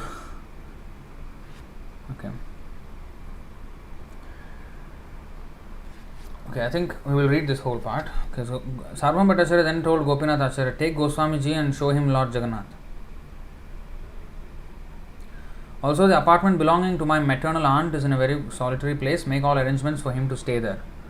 Thus, Gopinath Acharya took Lord Chaitanya Mahaprabhu to his residential quarters and showed him where to find water, tubs and water pots. Indeed, he arranged everything. The next day, Gopinath Acharya took Lord Chaitanya Mahaprabhu to see the early rising of Lord Jagannath, Mangalarti. Gopinath Acharya then took Mukunda Datta with him and went to Sarvabhauma Bhattacharya's house. When they arrived, Sarvabhauma addressed Mukunda Datta as follows. The sannyasi is very meek and humble by nature and his person is very beautiful to see. Consequently, my affection for him increases. Bahu priti bade ihar upar amar. From which sampradaya has he accepted the sannyas order and what is his name? So this is how. So until then, Sarvabhauma served Chaitanya Mahaprabhu without knowing much about him, but he got a little bit of clues that, he is a Vaishnava sannyasi. He said Krishna Mathirastu. Okay, he did not say Namo Narayanaya. So he wanted to know more about him. What was his Purvashram? So now, since Chaitanya Mahaprabhu is not there now, he is asking more about him to know his background. So, from which sampradaya has he accepted the sannyas order and what is his name? So here, sampradaya means he was not referring to Vaishnava sampradaya. In Shankaracharya's followers, there are 10 classes of sannyasis. The Saraswat sannyasis are the highest. Their last name will be Saraswati. And then there is Bharati, which is second class. Another Bharati. And then there is Puri, another name like that.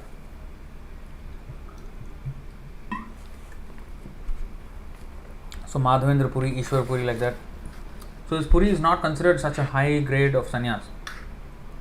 At least among Mayavadis. I mean, there is even though they are sannyasis, they are kind of supposed to be like liberated or at least renounced. They are attached to their titles and they want to be I am a better class sannyas than you. The kind of things, they have this subtle politics going on.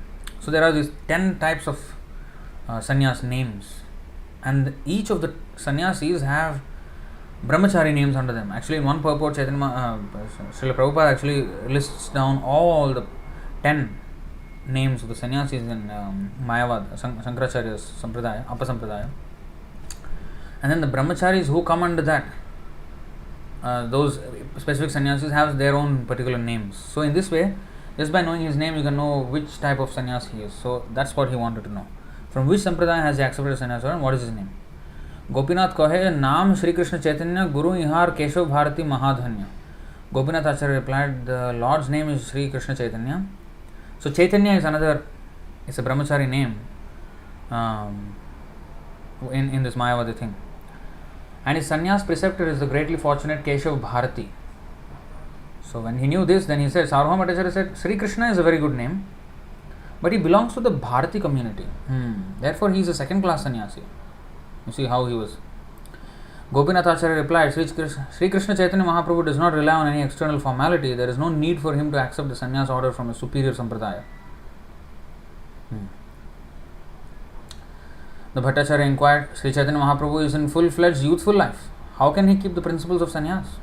He is very good looking and he is only 24 years old and he has taken sannyas. I think it's a bit too premature, isn't it? Is it not?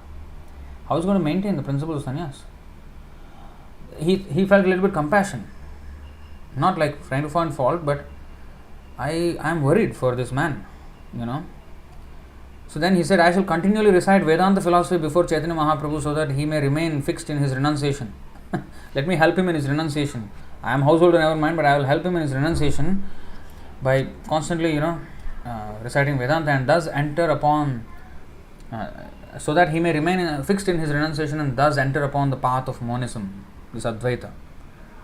Vairagya Advaita Marge Pravesha Karaibo. Karaibo means I will make him.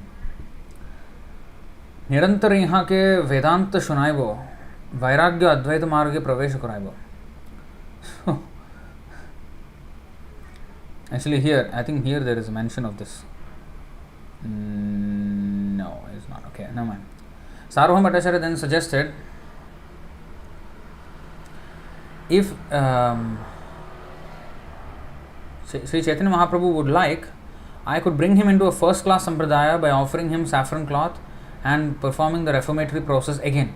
You see, this is what the Bhattacharya wanted to reinstate Sri Chaitanya Mahaprabhu into the Saraswati Sampradaya because he did not like the lords belonging to the Bharati Sampradaya. Okay, he's coming from second class. No, I think he should be first class. I can help him out. I have connections, I can. He did not like the lords belonging to the Bharati Sampradaya or Puri Sampradaya. Actually, he did not know the position of Chaitanya Mahaprabhu.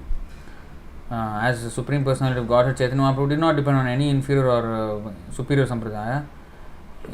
Supreme Personality of Godhead remains in the supreme position in all circumstances. Just like Krishna when he came.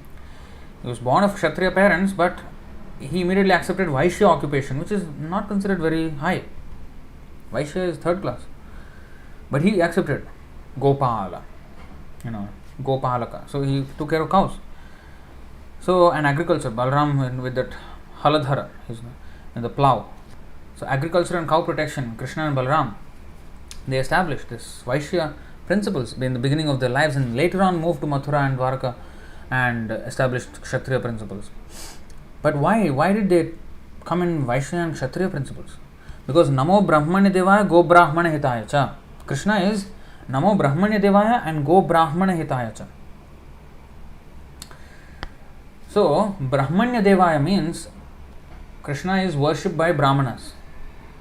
Another meaning of Brahmanya Devaya means the Lord who worships Brahmanas. Two meanings. So Namo Brahmanya Devaya. So the Lord worships Brahmanas. So therefore he took himself in the life of Kshatriya, like Krishna worshipping Sudama Vipra. So he wanted to serve the Brahmanas. In fact, every day from his Dwarka palace, 13,084 cows go in each of these palaces to Brahmanas. So he was always wanting to serve Brahmanas. So if we just go a little bit digress here, Srimad Bhagavatam 7, 14, 42 I guess. Nanvasya Brahmana Rajan Krishnasya Jagadatmanah Punantah Pada Rajasa Trilokim Daivatam Mahat.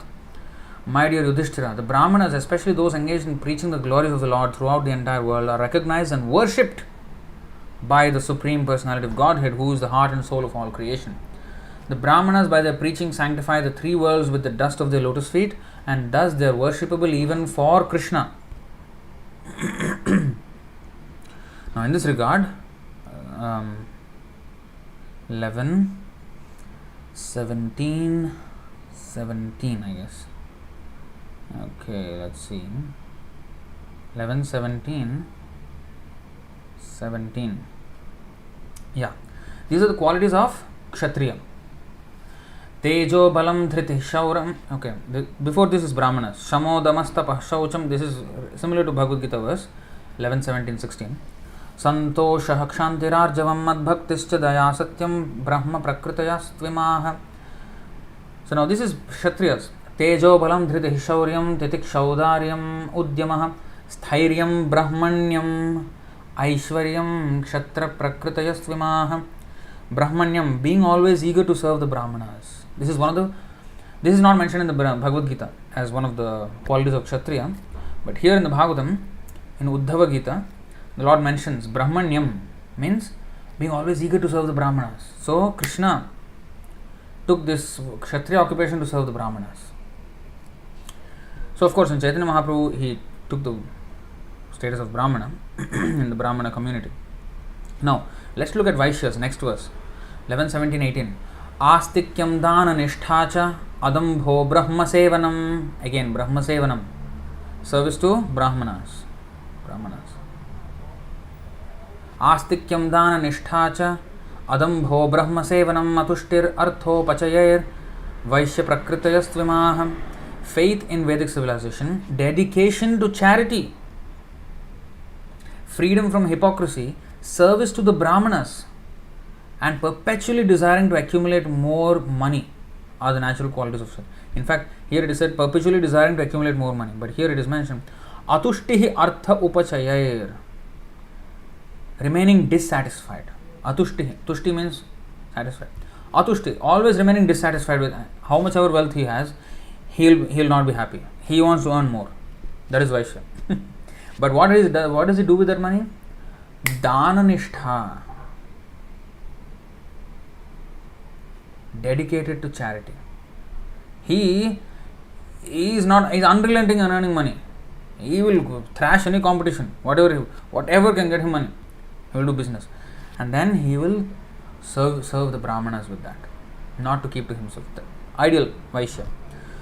So this agricultural produce and cow protection he wanted to establish early in his life. So he took birth in Vaishya and Kshatriya families, so he could serve the Brahmanas. So going back all the way.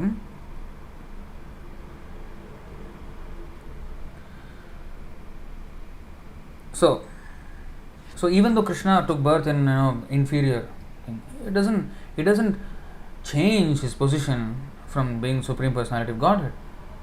Oh, now he is with Nanda Maharaj, but still he killed Putana, still he killed all the demons who came there, and then he showed the universe in the mouth, to Mother Yashoda, and everything. I mean, there was no stopping. So apratihata, nothing. Not only devotional service can be stopped, Krishna also cannot be stopped. Similarly, there's no impediment. And because just because he has a baby's body, he is not inferior to strength compared to any man, bodybuilder. No, he could kill Putana, he could kill the Chanura and Kamsa himself. So he could easily do it. Trinavarta, huge demons, Arishtasura, Aghasura. So just because he has taken in Bharati Sampradaya, it does not depend. So that is the point. Gopinath Acharya and Mukunda Datta became very unhappy when they heard this. Gopinath Acharya therefore addressed Sarvabhauma Bhattacharya as follows. So, because Sarvabhauma Bhattacharya said, I will offer him again sannyas. So, Gopinath Acharya and Mukunda Datta became very unhappy. So, Mukunda Datta was in this pastime here. My dear Bhattacharya, what is this? Gopinath Acharya said, my dear Bhattacharya, you do not know the greatness of Lord Chaitanya Mahaprabhu. All the symptoms of the Supreme Personality of Godhead are found in him to the highest degree. Gopinath Acharya continued, Lord Chaitanya Mahaprabhu is celebrated as the Supreme Personality of Godhead. Those who are ignorant in this connection find the conclusion of knowledgeable men very difficult to understand. Disciples of Sarvabhauma Bhattacharya retaliated. Now, Sarvabhauma Bhattacharya was there, but disciples retaliated. By what evidence do you conclude that Sri Chaitanya Mahaprabhu is the Supreme Lord? Gopinath Acharya replied, the statements of authorized acharyas who understand the Supreme Personality of Godhead are proof. The disciple of Bhattacharya said, we derive knowledge of the Absolute by logical hypothesis. Gopinath said, one cannot attain real knowledge of the Supreme Personality of Godhead by such logical hypothesis and argument. Gopinath Acharya continued, one can understand the Supreme Personality of Godhead only by His mercy and not by guesswork or hypothesis. कृपा विना ईश्वर केहो नाही जाने, अनुमान प्रमाण नहीं ईश्वर तत्व ज्ञाने.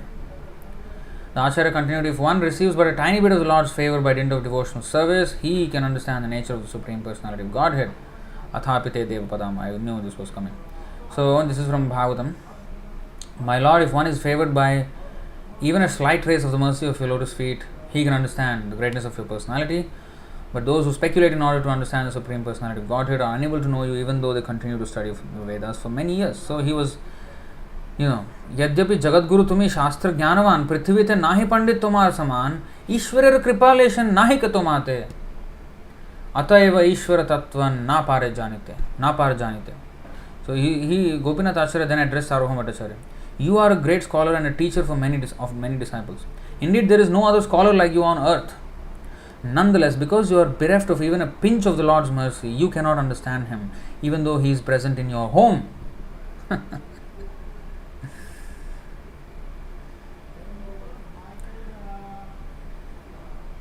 तोमार नाहिक दोष शास्त्र एक है पांडित्याद्य ईश्वर तत्व ज्ञान कभु न है. It is not your fault, it is the verdict of the scriptures. You cannot understand the Supreme Personality of Godhead simply by scholarship. So you are a scholar, yes, but it's not your fault that you do not know about Krishna, Chaitanya Mahaprabhu, because scriptures say that scholarship is not enough to understand Him. Sarvabhauma Bhattacharya replied, Sarvabhauma कहे आचार्य कहो सावधान तोमाते ईश्वर कृपा इथे की प्रमाणे. Sarvabhauma Bhattacharya replied, my dear Gopinath Acharya, please speak with great care. What is the proof that you have received the mercy of the Lord that I have not received? What is the proof? Speak carefully, you don't just throw words. Gopinath Acharya replied, this is a very important verse. Acharya कहे वस्तु विषय होय वस्तु ज्ञान वस्तु तत्व ज्ञान होय कृपाते प्रमाण. Gopinath Acharya replied, knowledge of the summum bonum, the absolute truth, is evidence of the mercy of the Supreme Lord. So if the evidence of the mercy of the Supreme Lord is that person who has achieved that mercy knows everything about the Krishna. So Gopinath Acharya continued, Ihar sharire sab ishvara lakshan maha prema vesha tumi payacha darshan. You have seen, Gopinath Acharya has continued, you have seen the symptoms of the Supreme Personality of Godhead in the body of Sri Chaitanya Mahaprabhu during his absorption in an ecstatic mood. Despite directly perceiving the symptoms of the Supreme Lord in the body of Sri Chaitanya Mahaprabhu, you cannot understand Him. This is commonly called illusion. A person influenced by the external energy is called Bahirmukha Jana, a mundane person, because despite his perception, he cannot understand the real substance. Hearing Gopinath Acharya say this, Sarvabhauma Bhattacharya smiled and began to speak as follows. The Bhattacharya said, we are just having a discussion among friends and considering the points described in the scriptures. Do not become angry. I am simply speaking on the strength of the Shastras. Please don't take any offense.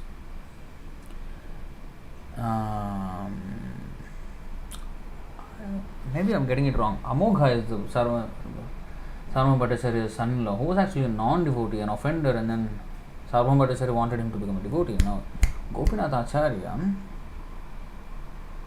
was the brother-in-law, is that? Not son-in-law, no?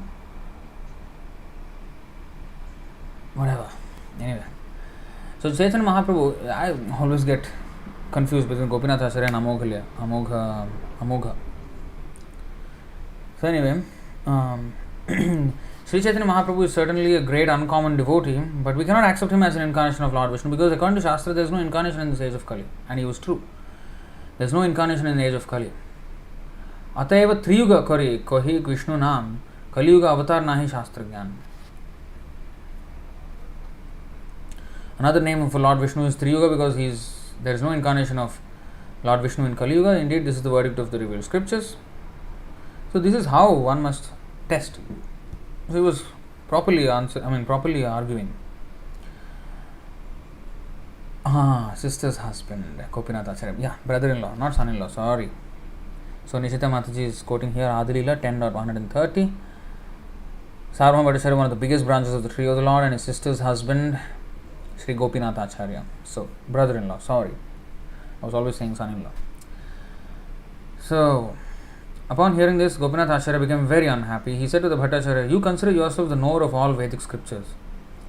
Bhagavad Bharata Dui Shastriyar Pradhan. Shei Dui Grantha Vakya Nahi Avathan. Srimad Bhagavatam and the Mahabharata are the two most important Vedic scriptures, but you have paid no attention to their statements. In the Srimad Bhagavatam and Mahabharata, it is stated that the Lord appears directly, but you say that in this age there is no manifestation or incarnation of Lord Vishnu. In this age of Kali, there is no Leela avatar of the Supreme Personality of Godhead, therefore he is known as Triyuga. That is one of his holy names. There is certainly an incarnation in every age, and such an incarnation is called the Yuga avatar, but your heart has become so hardened by logic and argument that you cannot consider all these facts. In the past, okay, this is from the Bhagavatam now. Shuklo Raktas Tatha Pita. 10.8.13. This is by Gargamuni. He says, in the past your son has had bodies of three colors according to different age. So in this way there was this argument between Gopinath Acharya and Sarvabhauma Bhattacharya. So Gopinath Acharya was quoting from the scriptures. Iti dvapar urvisha stuvanti jagadishwaram nana tantra vithanena kalavapi tatha shrunu. In the age of Kali, as well as in Dwapara, the people offer prayers to the Supreme Personality of Godhead by various mantras and observe the regulated principles of the supplementary Vedic literatures. Now please hear of this from me. So Krishna Varnam Dvisha Krishnam Sangopangastra Parshadam Yajna Sankirtana Prayar Yajanti His Sumetha Saha. It's already 9:30. So I don't think we can finish everything today. We will again continue about Mukunda Datta in the next episode. But we'll just finish this part. We haven't even gone to Chaitanya Bhagavat.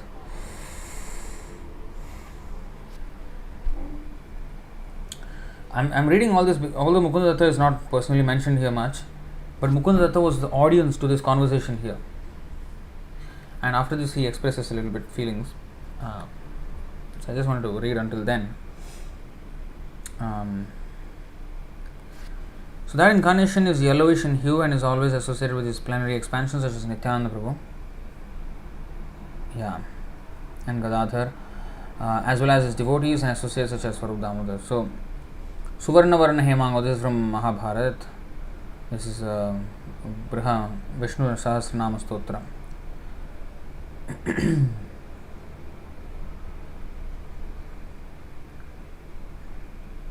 And this Suvarna Varna Hemango, by the way, is that composite verse. It is not one verse in the Vishnu Sahasranama.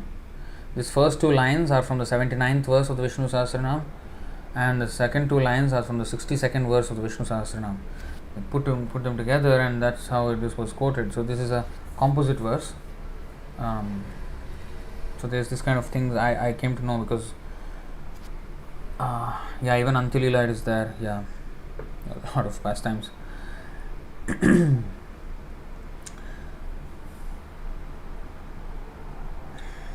So this Suvarna Varna Hemango is from Vishnu Sahasranam. The Lord in the incarnation of Gaurasundar has a golden complexion. Indeed, his entire body, which is very nicely constituted, is like molten gold. Sandalwood pulp is smeared all over his body. He will take the fourth order of spiritual life sannyas and will be very much self-controlled.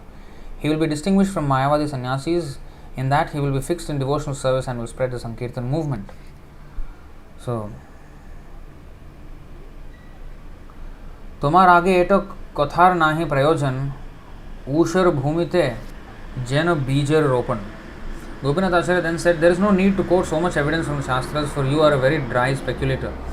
There is no need to sow seeds in barren land. You are like a barren land. How many seeds I sow, nothing will happen.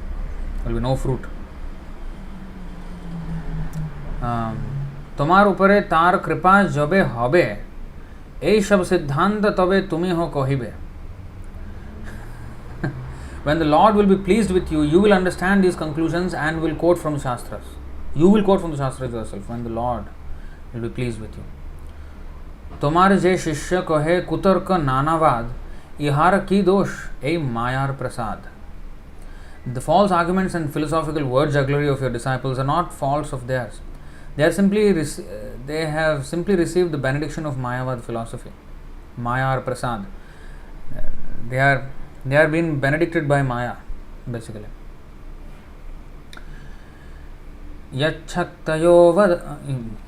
यच्छक्तयो वदतां वादिनां वै विवादसंवादभुवो भवन्ति कुर्वन्ति चैषां मुहुरात्ममोहं तस्मै नमोऽनन्तगुणाय भूम्ने.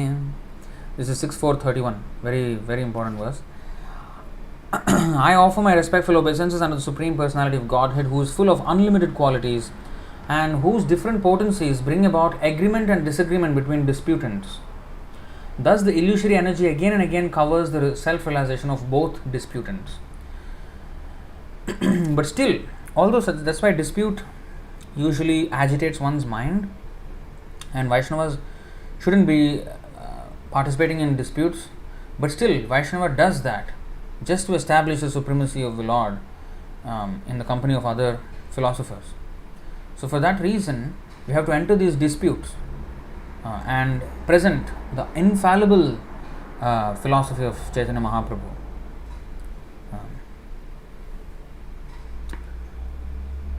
Yuktam chasanti sarvatra bhashante brahmana yatha mayam madiyam udgrihya vadatam kim nu durghatam 11:22-4.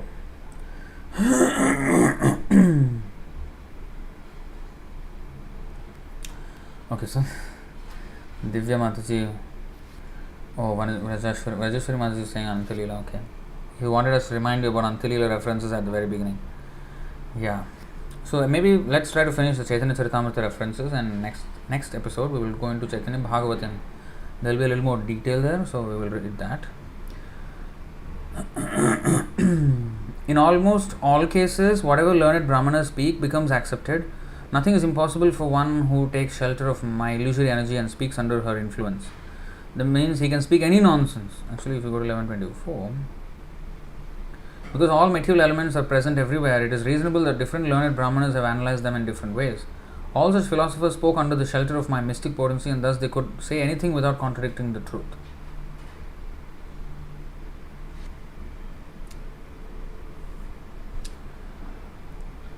तबे भट्टाचार्य कहे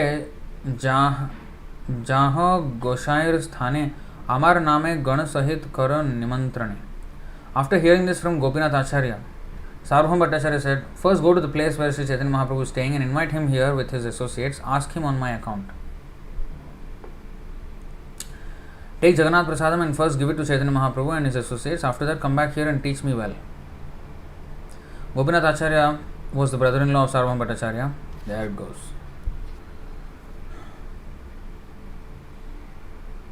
Acharya Bhaginipati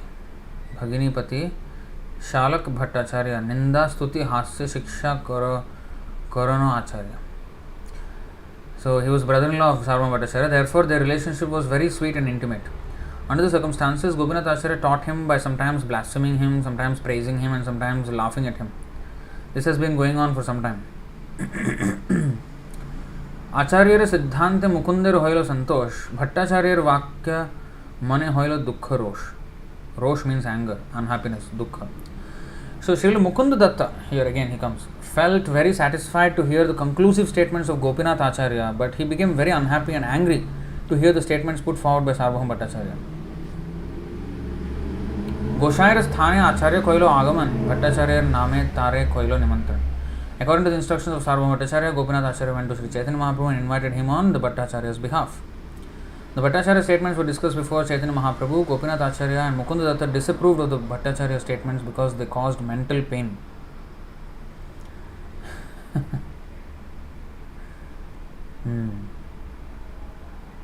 Hearing this, Sri Chaitanya Mahaprabhu said, Shuni Mahaprabhu kohe oiche mat kaho. Ama prati Bhattacharya hoy anugraha. Do not speak like that. Sarvabhauma Bhattacharya has shown great affection and mercy toward me. Out of paternal affection for me, he wants to protect me and see that I follow the regulative principles of a sannyasi. What fault is there in this? So this is how we must handle ninda. If somebody just blasphemes by showing some fault, we can always take it in our stride and say, okay, he's always he's helping me in this, helping me correct myself, helping me advance. The next morning, Sri Chaitanya Mahaprabhu and Sarvabhauma Bhattacharya together visited the temple of Lord Jagannath. Both of them were in a very pleasant mood. When they entered the temple, Sarvabhauma Bhattacharya offered Chaitanya Mahaprabhu a seat while he himself sat down on the floor out of due respect for a sannyasi. Now, Chaitanya Mahaprabhu sat on the floor, Chaitanya Mahaprabhu sat on the seat and Sarvabhauma sat on the floor. But you see, Vedanta padaite tobe arambha korila, sneha bhakti kori kichu prabhur kohila. He then began to instruct Lord Chaitanya Mahaprabhu on Vedanta philosophy. Although he was sitting below, he was instructing Chaitanya Mahaprabhu about Vedanta philosophy. And out of affection and devotion, he spoke to the Lord as follows. Now, it's a very interesting relationship here. Sarvabhauma Bhattacharya, although he was instructing, he did not want to show himself as this great Pandit, but he was actually genuinely having compassion for the Lord, thinking that this young sannyasi, I don't think he has made a good decision by taking sannyas, so, but he should not fall down. I feel good about him. I mean, he looks so nice and he's very humble. So I'm getting attracted to him. I mean, but I feel attracted means in a paternal way. So I want to save him from falling down. I can't bear if he falls down and I have to hear that news. So I want to save him from that. So he was coming from a place of compassion for the Lord, not knowing who the Lord actually was. I think here it is mentioned. Yeah, Vedanta Vakyeshu Sadaramanta. One should always enjoy the studies of Vedanta Sutra. So the Sankaracharya says like that.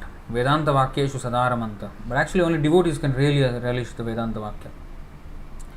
So Vedanta Shravana is Sannyasira Dharma. Nirantar karo tume Vedanta Shravana. Bhattacharya said, hearing Vedanta philosophy is a sannyasi's main business. Therefore, without hesitation, you should study Vedanta philosophy, hearing it without cessation from a superior person. Now, the same thing Prakashananda Saraswati said, and he already defeated Prakashananda Saraswati before coming. No, actually that was being a sannyasi. Okay, this was actually before Prakashananda Saraswati. Although it was mentioned before, but that thing happened afterwards. So anyway, this happened first. Lord Chaitanya replied, you are very merciful to me and therefore I think it is my duty to obey your order, Chaitanya Mahaprabhu said. Thus, for 7 days continually, Sri Chaitanya Mahaprabhu listened to the Vedanta philosophy expounded by Sarvabhauma Bhattacharya. However, Chaitanya Mahaprabhu did not say anything and did not indicate whether it was right or wrong. He simply sat there and listened to the Bhattacharya. On the 8th day, Sarvabhauma Bhattacharya said to Chaitanya Mahaprabhu, 7 din karo tumi Vedanta Shravan. You have been listening to the Vedanta philosophy from me continually for 7 days. Bhalo manda nahi koho, roho mauno dhari, bujho ki na bujho, iha bujhite na pare. You have simply been listening, fixed in your silence, since you do not say whether you think it is right or wrong. I cannot know whether you are actually understanding Vedanta philosophy or not. I don't know, where are you? I mean, are you on the same page? Are you getting what I am saying? Not a single question, nothing. Where is your pariprashna? Prabhu kohe, murkhami nahi adhyayan, tumara ajnate matra koroye shravan. Sri Chaitanya Mahaprabhu replied, I am a fool and consequently I do not study the Vedanta Sutra. I am just trying to hear it from you because you have ordered me. Sannyasira dharma lage shravan matra kori, tumi jay artha koro, bujhite na pari. Only for the sake of executing the duties of the renounced order of sannyas do I listen. Unfortunately, I cannot in the least understand the meaning you are presenting. Very humble, okay, very humble, but nicely gave him. He did not hold any punches, but he gave it in a very nice way. But Bhattacharya kohe, na bujhi heno jnana jar, bujhi bar lagi she puche punarbar.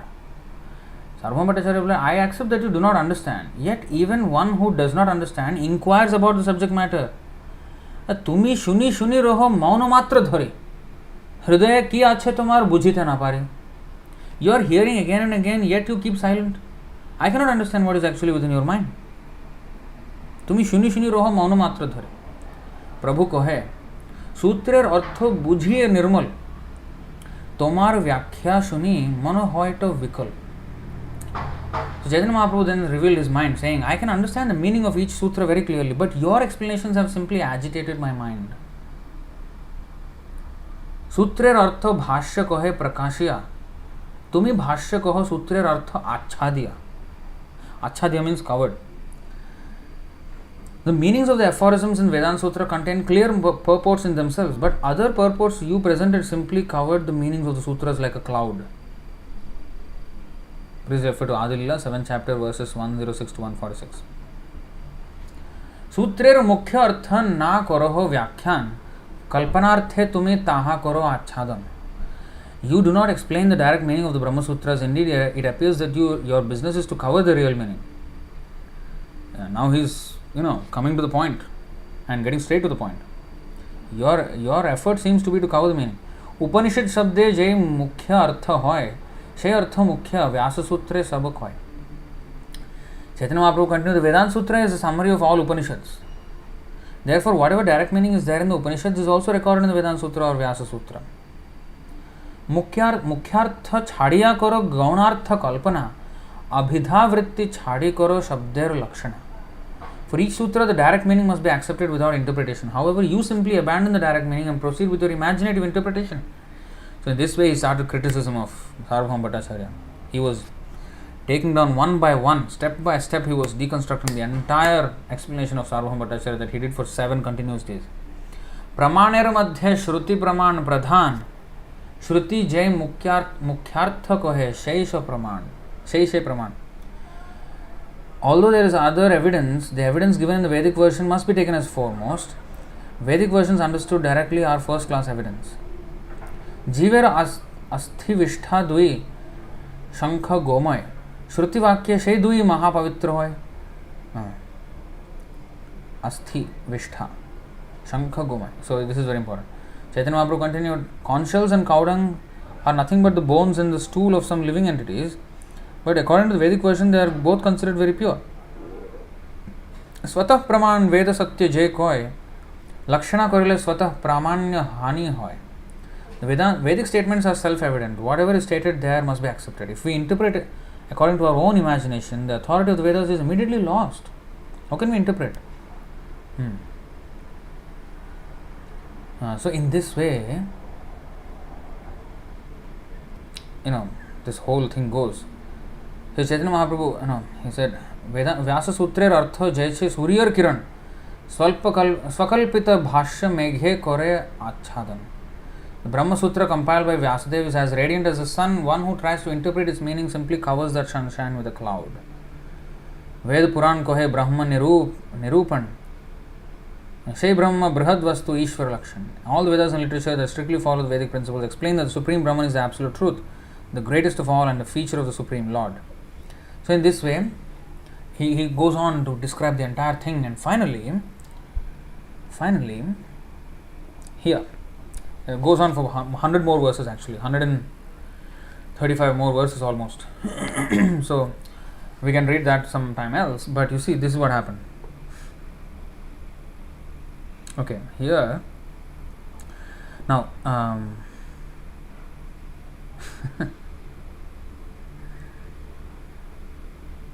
Bhattacharya was converted into a Vaishnava.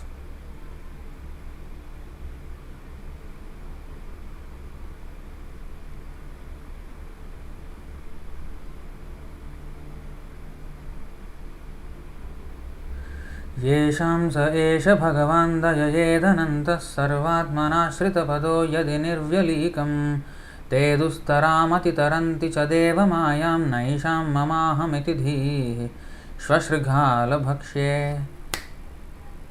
2742 I think, right? 2742, yes. Shwashrigal bhakshe.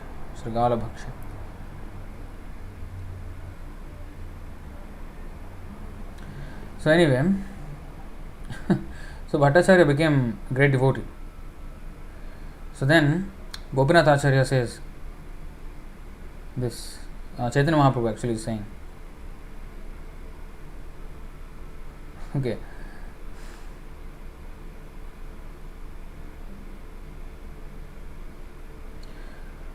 so he became a devotee. Then Chaitanya Mahaprabhu said like this,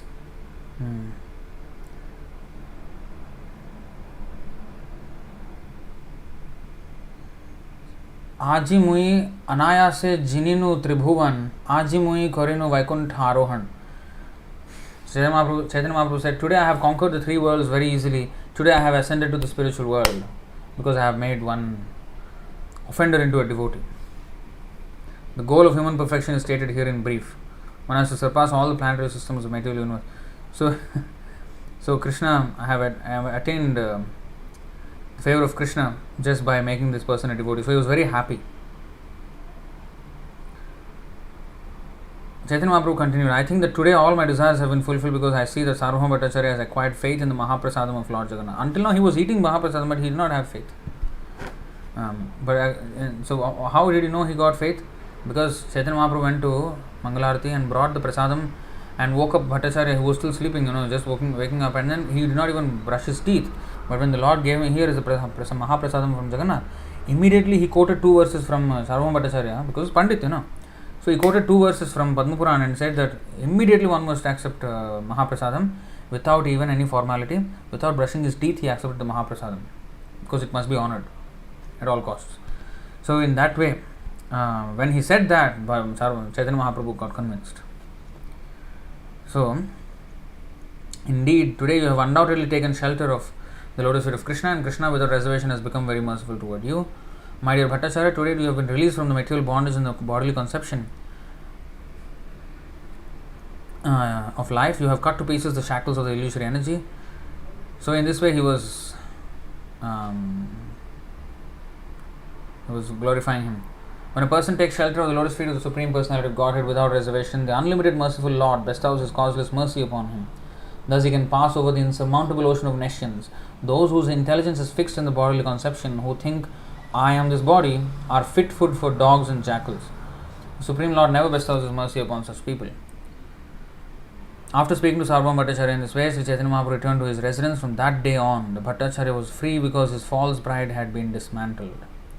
From that day on, Sarvabhauma Bhattacharya did not know anything but the lotus feet of Lord Chaitanya Mahaprabhu, and from that day he could explain the revealed scriptures only in accordance with the process of devotional service.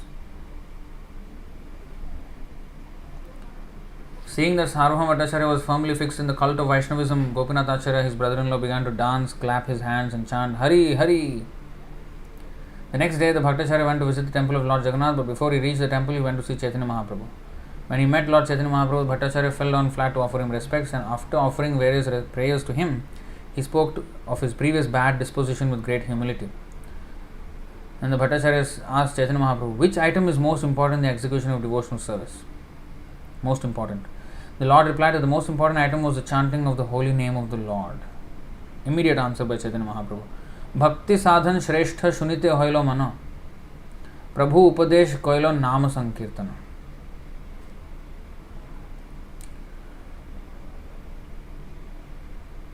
Harer Nam eva kevalam. So, এই শ্লোকের অর্থ শুনাইল করিয়া বিস্তার শুনি ভট্টাচার্য মনে হইল চমৎকার. So Chaitanya Mahaprabhu very elaborately explained the Harer Nama verse of the Brihannaradya Puran, and Sarvabhauma Bhattacharya was struck with wonder to hear his explanation. Just Harer Nama eva kevalam kalau nastyeva gatiranyatha. Looks like a simple verse, but he explained so elaborately, and then Sarvabhauma Bhattacharya was stunned. Gopinath Acharya reminded Sarvabhauma Bhattacharya, my dear Bhattacharya, what I foretold to you has now taken place.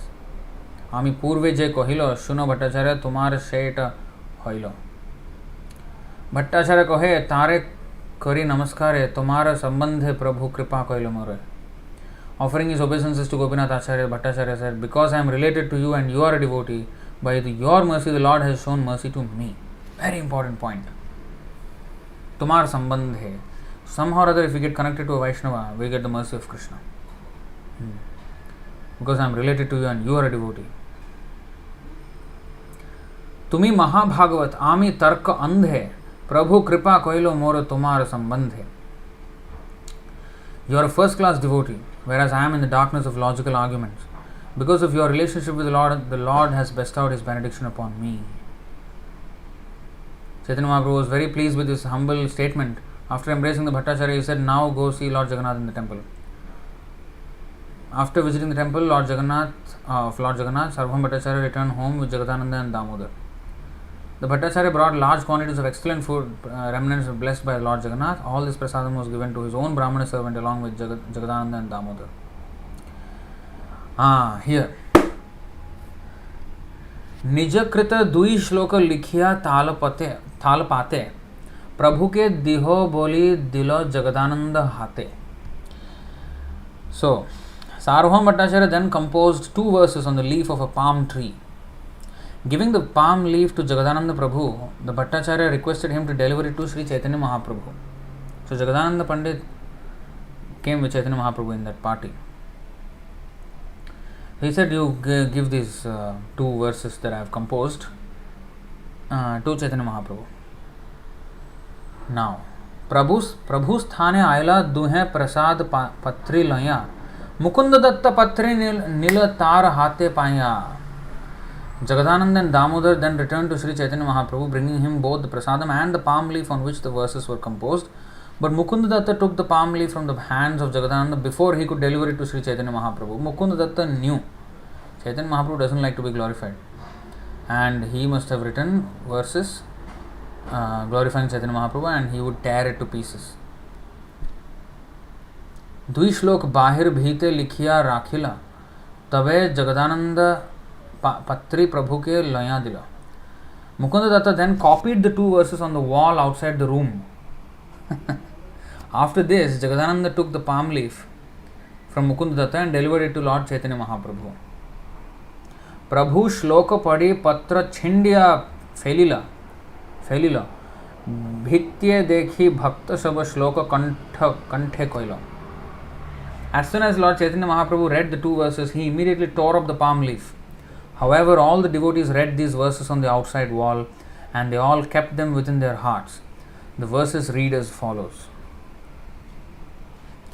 Vairagya vidya nija bhakti yoga shiksharthamekah purushah puranah Shri Krishna Chaitanya Shariradhari Kripambudhiryastamaham prapadye.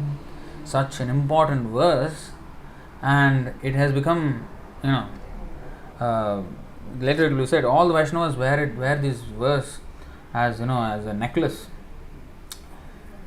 So this verse is now known to us only because of Mukunda Datta's involvement, intervention.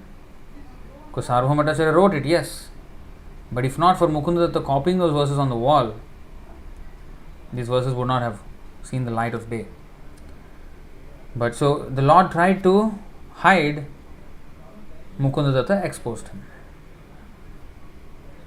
Sarvabhauma Bhattacharya exposed him, but he only wrote a personal letter like that, a palm leaf to Chaitanya Mahaprabhu. But Mukunda Datta was the one who wrote it on the wall, and then all the devotees memorized those verses, and now it is everywhere. All the entire parampara, everybody knows. In fact, they became more known than other verses.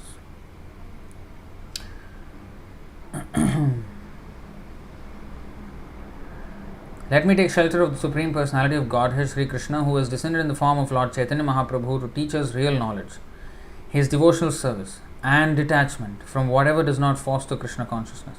He has descended because he is an ocean of transcendental mercy. Let me surrender unto his lotus feet. This is a very, very famous verse. Prabhupada quoted this verse many times. So this verse and the following verse are included in the Chaitanya Chandrodaya Natak by Sri Kavi Karnapur. Broadcast, simply broadcast. So you see, this is the second verse. This actually I did not know, but this is a very nice verse.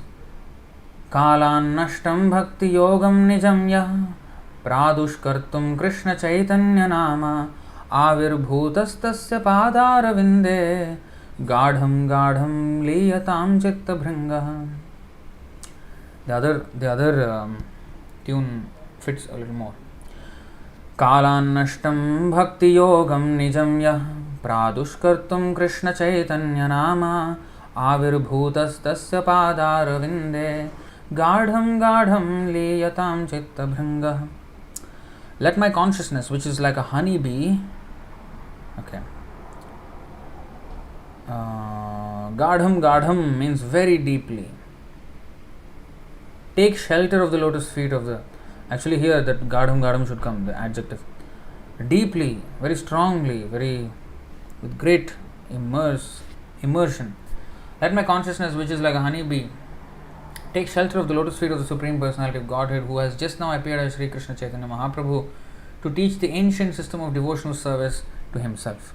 This system had almost been lost due to the influence of time. Now he has come to revive that. So this is the other verse. These two verses, Ei Dui Shlok Bhakta Kanthe Ratnahar Sarvbhaumer Kirti Ghoshe Dhakka Vadyakar. These two verses composed by Sarvabhauma Bhattacharya will always declare his name and fame as loudly as a pounding drum, for they have become pearl necklaces around the necks of all devotees. These two verses glorify the position of Sarvabhauma Bhattacharya, and it was all because of Mukunda Datta. Sarvabhauma hoila prabhur bhakta ekatan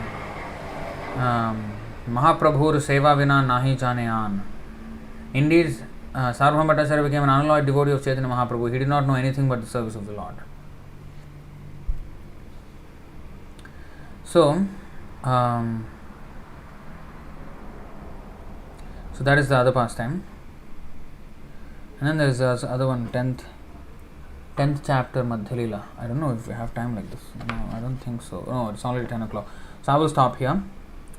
So this Madhya Leela 10th chapter and Antya Leela 11th chapter there is something. 16th chapter there is something, and there is Antya Leela something, and after that Chaitanya Bhagavat and so many references there. So we have a long way to cover about just Mukunda Tattva only. Alright, so I will stop it here. If there are any questions, we can go through them. I'll just go through the comment section briefly.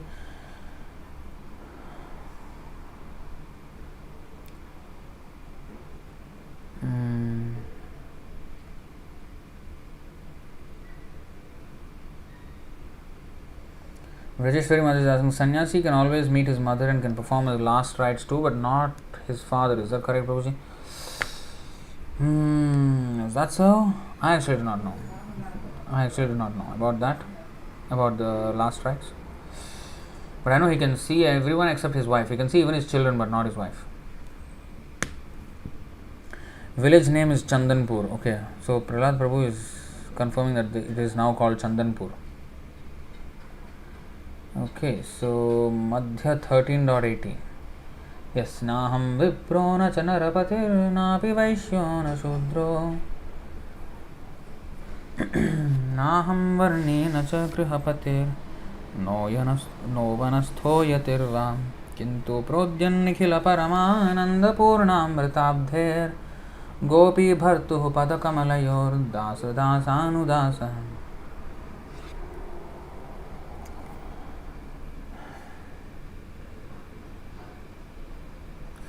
Rahul is saying, you and Amarendra Prabhu explain each and everything very nicely. Hare Krishna. I don't know. I am just reading of these books of Srila Prabhupada. I don't know if I can explain anything properly at all. Rahul is saying, which site you are using to read those CCBG and other books? So it's it's called Pocket Vedas app on the iPad. It's also there on Android. So that's what I'm using here.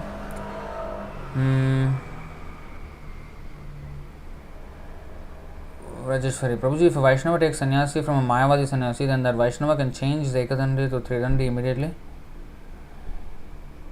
So usually it's not done like that. He doesn't take sannyas initiation from Mayavadi sannyasi. But Chaitanya Mahaprabhu is independent, so he can do anything.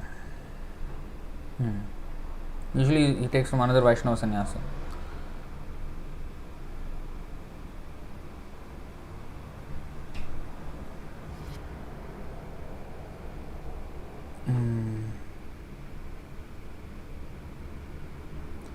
Vaishyas are in passion and ignorance mixed modes?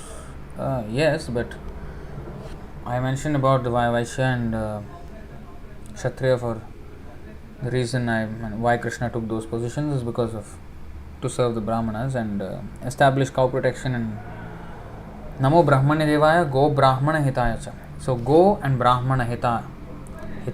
He is a well-wisher of cows and Brahmanas. So in the role as Vaishya in his early years, he made sure that he was a Go-hita, and then later on Brahmana-hita. Go-Brahmana-hita. So then if these two aspects of the civilization are taken care of, if the cows and Brahmanas, Brahmanical culture, is protected, then Jagadhitaya, the whole universe will be benefited. One will automatically become the well-wisher of the universe, entire population, entire world, if he just takes care of the cows and Brahmanas. So that's what he established by taking his role in Vaishya and Kshatriya communities. Why Shankaracharya followers say that Chaitanya Mahaprabhu is not Krishna? They don't know. They don't know the Shastric references, and they're not devotees. Sarvabhauma Bhattacharya also, he was expert in all Shastra, but still he did not know until he had the mercy of the Lord. So when they don't have mercy of the Lord, they cannot understand this. Chaitanya Mahaprabhu is a very confidential incarnation. Channa kalaus yadabhavas triyugotha tvam. Prahlad Maharaj says, Prahlad Maharaj also, he predicted Chaitanya Mahaprabhu's advent. You know this?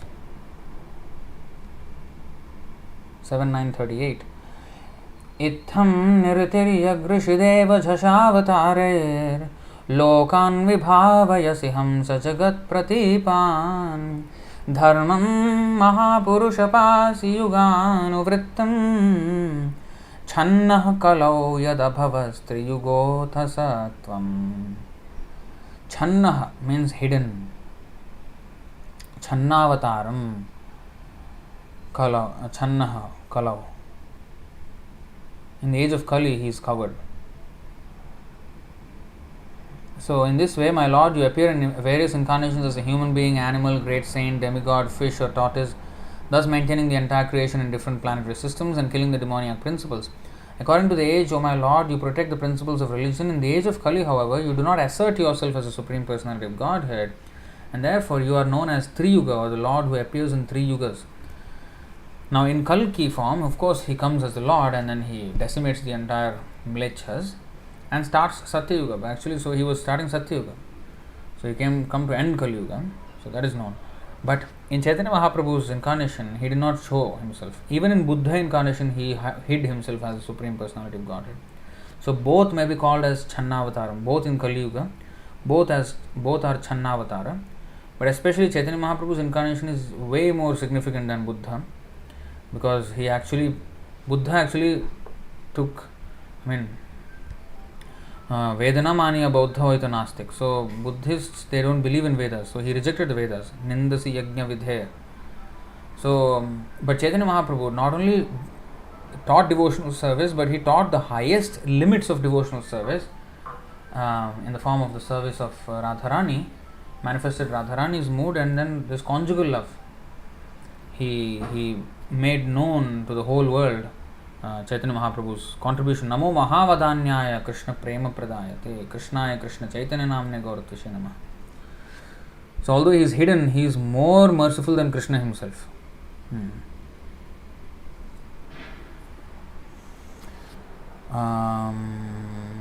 So Divya Mataji, yes, she said Antilila references. Okay, we have not even finished Madhyalila. So we will all do this next episode. Okay. Is there any ISKM temple near Gurgaon? Earlier I visited ISKCON Delhi, but I came to know that this bogusness. I stopped visiting. Right now there is none at Gurgaon. What to do when we have time, when we expand, then we can have it there. Or maybe you can start there. You can get trained and you start there.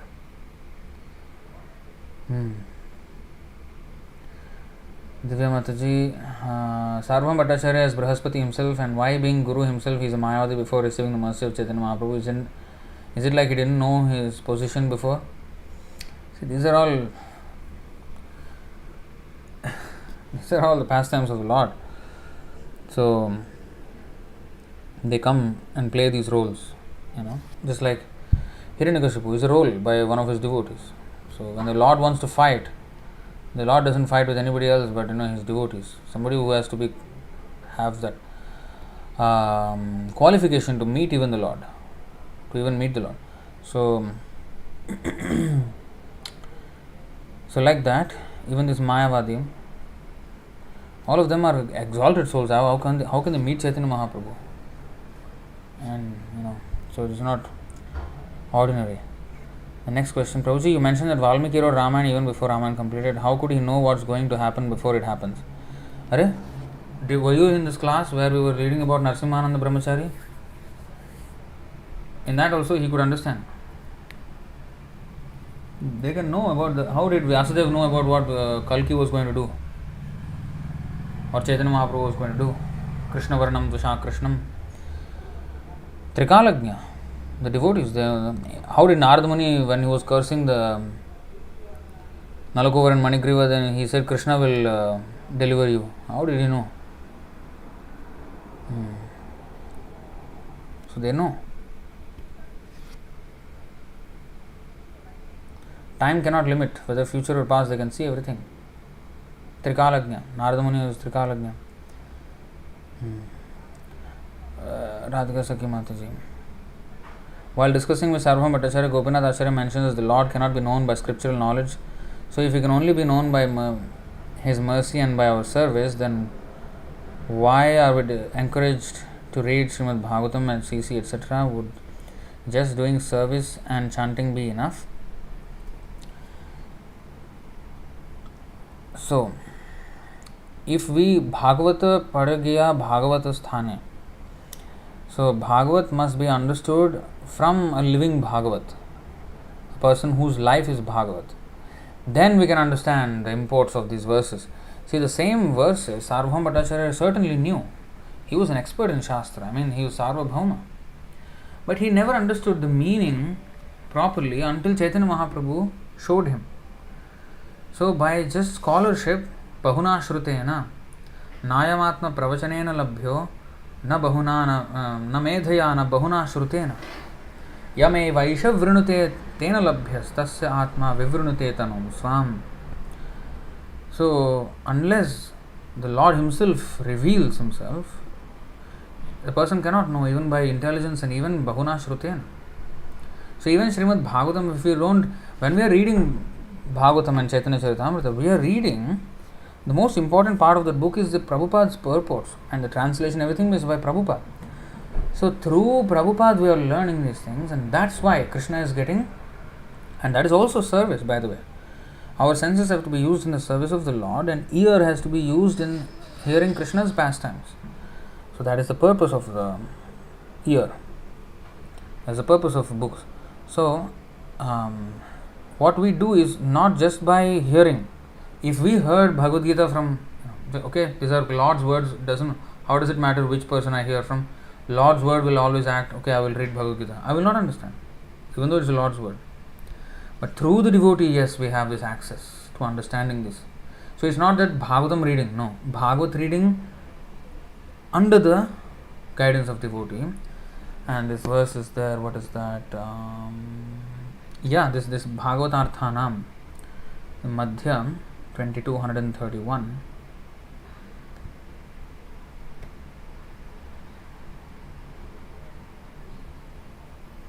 Shrimad Bhagavatarthanam Asvadorasikaih Saha Sajatiyaashaye Snigdhe Sadhau Sangah Svatovare.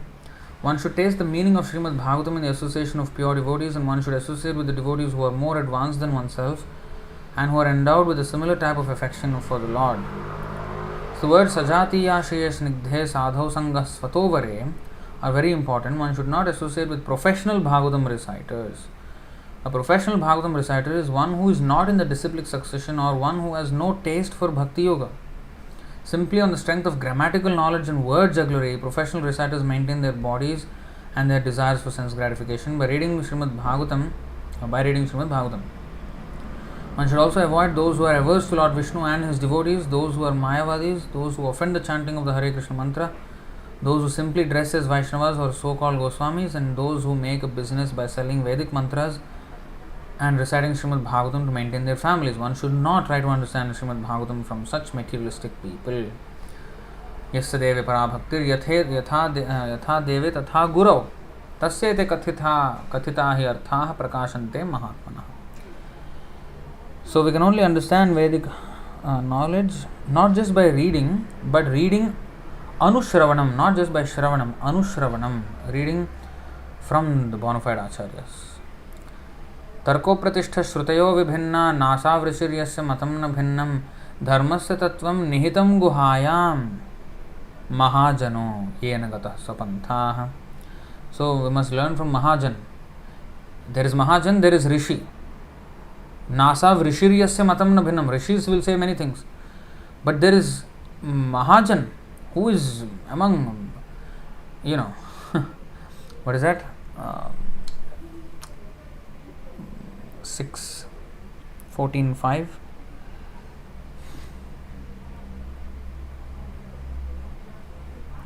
Same like Manushyanam Sahasreshu.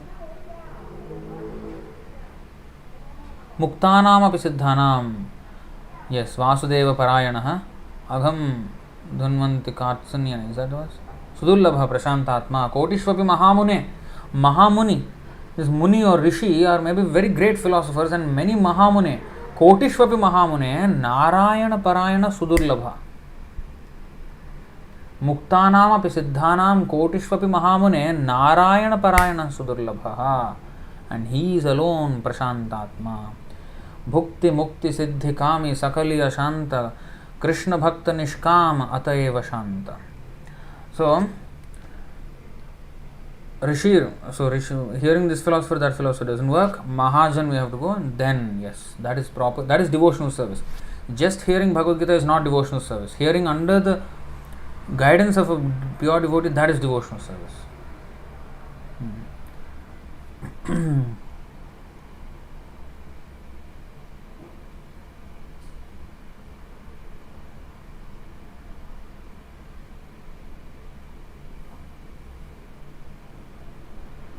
Hare Krishna Prabhuji, in India now anti-ISKCON campaigns are started by Mayavadis.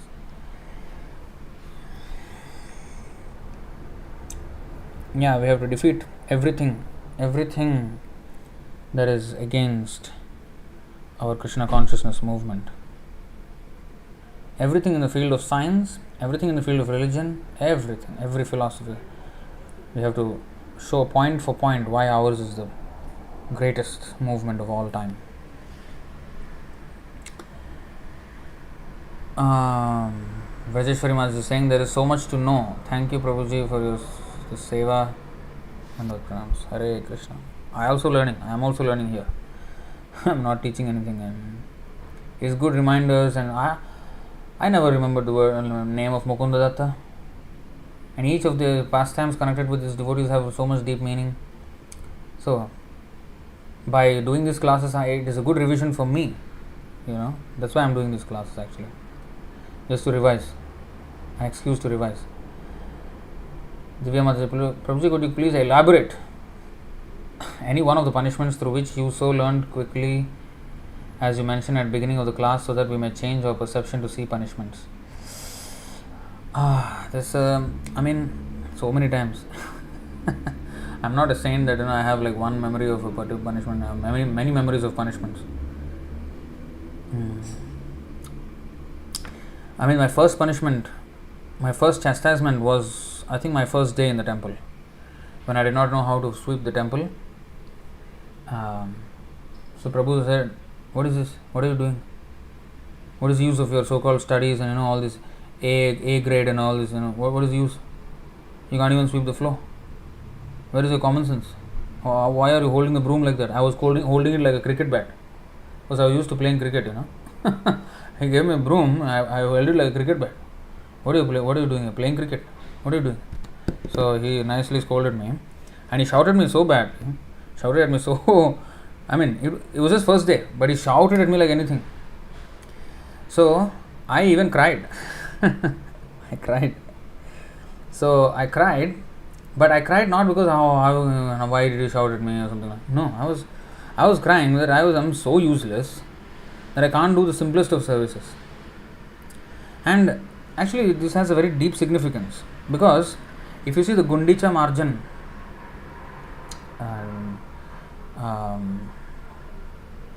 Leela of Chaitanya Mahaprabhu, Gundicha margin. So he this Mandir margin, this cleaning of the temple he does, and there's so much. We have to become expert sweepers actually. Not just sweeping the temple room, And actually Prabhupada said sweeping the temple room means sweeping your heart of all the dust. So this is not just, oh, that was a nice way to put it. No, it's actually the fact. You see here, how much significant this is. One has to become a good sweeper actually, because that's the first thing we have to learn as a devotee. And I was so fortunate to receive that chastisement from Prabhu, that later on when I understood more about this Mandir Marjan and I heard this chastisement, so it is a very good reminder for me even until now that one has to be a good sweeper. One has to know how to hold the broom. One has to sweep dust clean and not missing any spot. I was like, like a cricket bat, like that, like a straight drive, cover drive, what is that? What is it called? On drive. I was playing all these drives. So Prabhu drove some sense into my head. He that was a real drive. He drove some sense into my head, and he because I was not even like making sure that every single millimeter was covered in the sweeping. So now you see this verse. When I read this verse, this is so important, and it was very connected to that first chastisement that I got. You see here, Madhya Lila 12.135, outside the gateway of the temple. This is in the middle of the description of the Gundicha Marjan. Chaitanya Mahaprabhu was cleaning the temple, and this verse, you see, outside the gateway of the temple, all the roads were also cleansed, and no one could tell exactly how this was done. And I think in the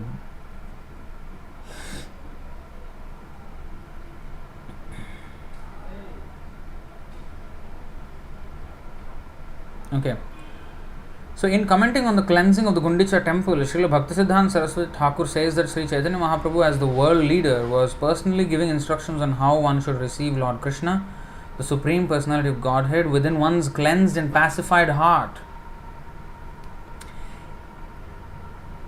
Because, this Mandir Marjan, Bhaktivinoda Thakur says, Mama Mana Mandire Rahe Nishidin Krishna Murari, Shri Krishna Murari.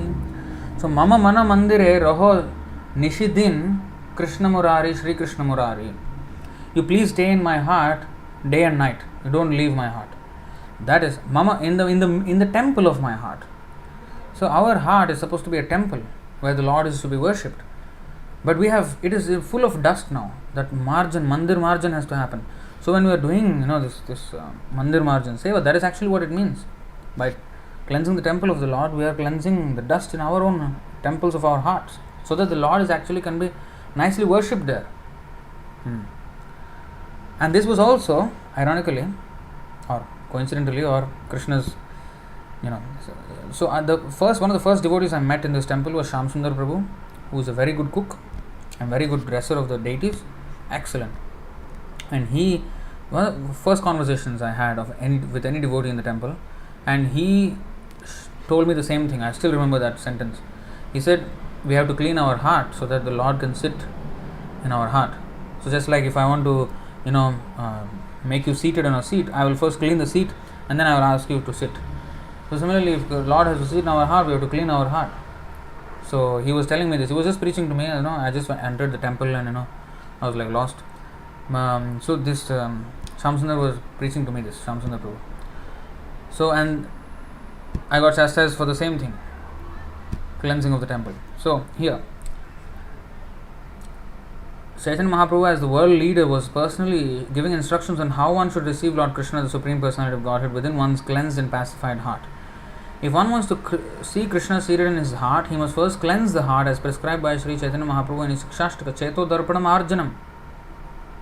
In this age, everyone's heart is especially unclean, as confirmed in Srimad Bhagavatam, Hridya Antah Sthohi Abhadrani Vidhunoti Suhirit Satam, how Shrinvatam Swakataha Krishna. So to wash away all dirty things accumulated within the heart, Sri Chaitanya Mahaprabhu advised everyone to chant the Hare Krishna mantra. The final result will be that the heart is cleansed, Cheto Darpanam Arjanam. Similarly, Srimad Bhagavatam confirms his statement, Shrinvatam Swakatha Krishna Punya Shravana Kirtana Hridyantah Sthohi Abhadrani Vidhunoti Suhrit Satam. Sri Krishna, the personality of Godhead, who is the Paramatma, super soul in everyone's heart, and the benefactor of the truthful devotee, cleanses desire for material enjoyment from the heart of the devotee who relishes his messages, which are in themselves virtuous when properly heard and chanted. If a devotee at all wants to cleanse his heart, he must chant and hear the glories of the Lord, Sri Krishna, Shrinatam Swakataha Krishna. This is a simple process. Krishna himself will help cleanse the heart because he is already seated there.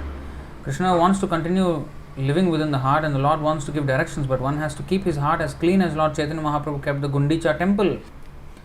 The devotee therefore has to cleanse his heart just as the Lord cleansed the Gundicha temple. In this way one can be pacified and enriched in devotional service. If the heart is filled with straw, grains of sand, weeds or dust, in other words, Anyabhilasha Purna. We have to be Anyabhilasha Shunya, not Anyabhilasha Purna. Other Abhilash means desire, Anya means other. Other than Krishna, Krishnanushīlanam, other than serving Krishna, if you have any other desire, that is abhadra, that is a dirty thing in the heart. So if you are full, Purna means full. If you are full of Anyabhilasha Purna, and that is all this dust, straw and grains of sand, how can we worship the Lord in the temple? Cleanliness is next to godliness, they say. How does it come? It's because of this. Chaitanya Mahaprabhu practically proved that in this Gundicha Marjan. One cannot enthrone the Supreme Personality of Godhead there if the heart is filled with straw, grains of sand, weeds or dust. The heart must be cleansed of all material motives brought about through fruitive work, speculative knowledge, the mystic yoga system and so many other forms of so-called meditation. The heart must be cleansed without ulterior motive. As Srila Rupa Goswami says, Anyabhilashita shunyam jnana karma dhyanavritam. In other words, there should not be any external motive. One should not attempt material upliftment, understanding the Supreme by speculative knowledge, fruitive activities, severe austerities, penance and so on. All these activities are against the natural growth of spontaneous love of God. As soon as these are present within the heart should be understood to be unclean and therefore unfit to serve as Krishna's sitting place. We cannot perceive the Lord's presence in our hearts unless our hearts are cleansed. A material desire is explained as a desire to enjoy the material world to its fullest extent. In modern language, this is called economic development. Economic development is nothing but a material desire to enjoy the material world to its fullest extent. By economic development, what you will have? You will have money, you will have sense gratification. So, an inordinate desire for economic development is considered to be like straws and grains of sand within the heart. If you want to become materially comfortable, opulent, that is grains of sand and straws within the heart. If one is overly engaged in material activity, the heart will always remain disturbed. Narottam Das Thakur says, Samsar Vishanale Divanishi Hiya Jwale Juraite Nakoinu Upai. In other words, endeavor for material opulence is against the principle of devotional service. Material enjoyment includes activities such as great sacrifices for auspicious activity, charity, austerity, elevation to the higher planetary system, and even living happily within the material world. Modernized material benefits are like the dust of material contamination. Modernized material benefits are like the dust of material contamination. When this dust is agitated by the whirlwind of fruitive activity, it overcomes the heart. This is whirlwind. Whirlwind only can happen if there is dust. If there is no dust. Thus, the mirror of the heart is covered with dust. There are many desires to perform auspicious and inauspicious activities, but people do not know how life after life they are keeping their hearts unclean. One who cannot give up the desire for fruitive activities is understood to be covered by the dust of material contamination. Karmis generally think that the interaction of fruitive activities can be counteracted by another karma or fruitive activity. The interaction of fruitive activities can be counteracted by another karma or fruitive activity. This is certainly a mistaken conception. If one is deluded by such a conception, he is cheated by his own activity. Now, the effect may be counteracted, but the desire or the root cause of those fruitive activities is not cured. So it will again and again come back. So it is not a Kunjara Sauchavat.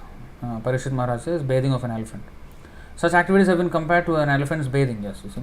An elephant may bathe very thoroughly, but as soon as it comes out of the river, it immediately takes some sand from the land and throws it all over his body.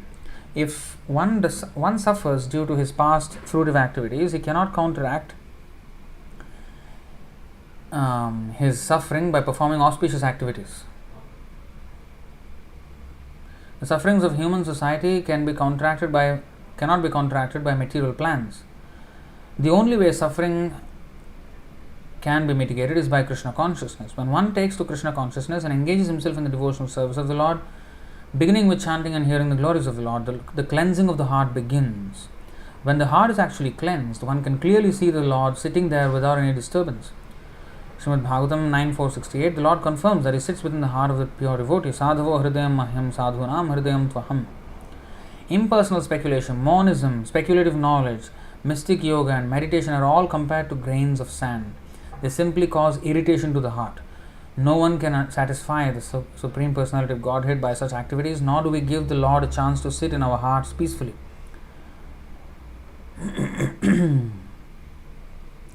Yeah, actually, by keeping our heart dirty, the Lord is not peaceful in our hearts. How can you say, hey, He's Atma Rama, He's Shanta, Yes, but He is always agitated because our heart is dirty and therefore we are not turning to Him. Again, that Brihad Bhagavatamrita shloka where He says, what is that? What is that? In this life, He will come back to me. So in this way, he's very agitated, he's very anxious to see us back. So he's not at peace in a dirty heart, in a dirty temple of the heart. That's why we have to keep the temple clean and keep our heart clean. So they simply cause irritation to the heart. No one can satisfy the Supreme Personality of Godhead by such activities, nor do we give the Lord a chance to sit in our hearts peacefully. Rather, the Lord is simply disturbed by them. Sometimes yogis and jnanis in the beginning take to the chanting of the Hare Krishna Mahamantra as a way to begin their various practices. But when they falsely think that they have attained release from bondage of material existence, they give up chanting. They do not consider that the ultimate goal is the form of the Lord or the name of the Lord. Such unfortunate creatures are never favored by the Supreme Personality of Godhead, for they do not know what devotional service is. Lord Krishna describes them in the Bhagavad Gita in this way. Tanaham dvishatah kruran samsareshu naradhamang kshipam yajasram ashubhan asurishveva yonishu. Those who are mischievous and envious, who are the lowest among men, are perpetually cast into the ocean of material existence in various demoniac species of life. By his practical example, Sri Chaitanya Mahaprabhu has shown us that all the grains of sand must be picked up thoroughly and thrown outside. Sri Chaitanya Mahaprabhu also cleansed the outside of the temple, fearing that the grains of sand would again come within. In this connection, Srila Bhaktisiddhanta Saraswati Thakur explains that even though one may become free from the desire for fruitive activity, sometimes subtle desire for fruitive activity again comes into being within the heart. One often thinks of conducting business to improve devotional activity, but the contamination is so strong that it may later develop into misunderstanding described as kutinati, fault finding, and pratishtasha, the desire for name and fame and for high position, jiva himsa, envy of other living entities, nishiddhachara, accepting things forbidden in the Shastra, kama, desire for material gain, and puja, hankering for popularity. The word kutinati means duplicity. As an example of pratishtasha, one may attempt to imitate Srila Haridas Thakur by living in a solitary place. One's real desire may be for name and fame. In other words, one thinks that fools will accept one to be as good as Haridas Thakur just because one lives in a solitary place. These are all material desires. A neophyte devotee is certainly to be attacked by other material desires as well, namely desires for women and money. In this way, the heart is again filled with dirty things and becomes harder and harder like that of a materialist. Gradually, one desires to become a reputed devotee of an avatar, incarnation. So, this is so important that not only he cleaned the temple, but he also cleaned the outside of the temple so that the dust doesn't come inside again. So, we have to be extremely careful. So, although Prabhu shouted at me for this cleansing of the temple, even now I did not understand still. Even I don't consider myself having understood that thing properly yet, because in the matter of cleansing the temple of our heart, I have not done much about it. It's a lot of dirty things in the heart still, honestly. So, it's a lesson I'm still learning actually. From my first day, 17 years on, still learning. So, it's a very, very important lesson. The word jiva himsa, envy of other living entities, actually means stopping the preaching of Krishna consciousness. Preaching work is described as paropakar, welfare activity for others. Those who are ignorant of the benefits of devotional service must be educated by preaching. If one stops preaching and simply sits down in a solitary place, he is engaging in material activity. If one desires to make a compromise with the Mayavadis, he is also engaged in material activity.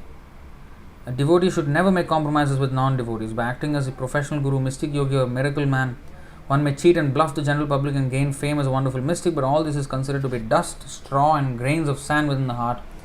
In addition, one should follow the regulative principles and not desire illicit sex, gambling, intoxicants, and meat. So all these things. So you can actually read this all the end until the end. So this is a lesson we should always keep learning. It's a constant introspection, constant refining of our devotional service. So it may look like, oh, how come first day he's shouting at me? I don't know. Of course, I do not know how to sweep, but he insulted me also nicely. You are some big this studious person. Like all A, straight A student. And what is the point? Basic life skills you don't have. Basically, you can't even mop the temple. Sweep the temple of the Lord. That's another thing, because with all the scholarship we cannot understand the Lord. We have to cleanse the heart. So this is one of the many unending chastisements that I had from Prabhu. So that's that. Since you asked me to elaborate, I elaborated, and it's already very, very late. Through devotional service only realizations come. External reading is to keep the track.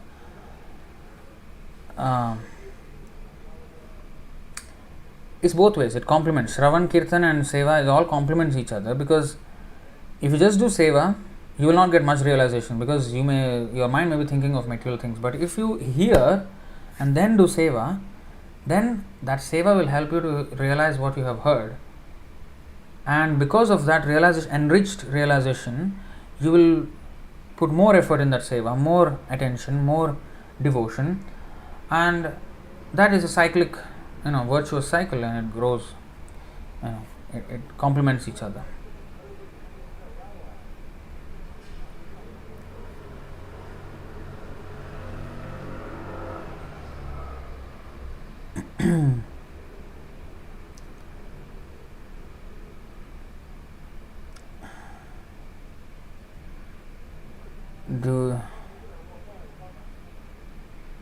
Do you come to India? Rahul is asking. I've not come to India for the last 5 years. I don't know when I will go to India. No idea. Today I learned about Vasudeva Datta. Till now I thought the pastimes of his taking sins of the world was by Vasudeva Ghosh. I also got confused first. Divya Mataji, Prabhuji, as you explained, one should have qualification to meet Chaitanya Mahaprabhu, as Sarvabhauma Bhattacharya being Brihaspati met Mahaprabhu. In relation to this, I have a question. Okay, another question. Currently now His Grace Nugopal Prabhuji and you are explaining so clearly everything. So is it you both are great souls who understood Sri Chaitanya Mahaprabhu's mission and spreading it now? He understood and is spreading it. I am just trying to be his chela. I am not a good chela actually, not a good servant. So I am just learning still. I need to learn a lot actually. Rahul is asking, Prabhuji, do you belong to ISKCON Bangalore? No. I belong to ISKM, International Sri Krishna Mandir. Rahul is saying, Mayavadi say that everywhere we have insulted Lord Shiva. Okay, but please focus on the subject of the class. Don't be distracted by everything. I can't answer all these questions because it's a huge topic. And we have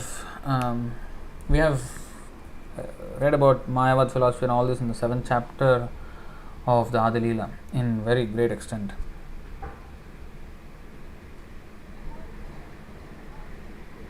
Divya Mataji, Prabhuji, I asked the above question because whoever is spreading the mission of Chaitanya Mahaprabhu as it is, they are great souls already like Brihaspati, or they become great in this birth.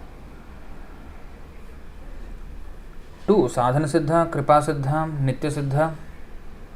People can become great. Anybody can become great by taking shelter of Chaitanya Mahaprabhu. So,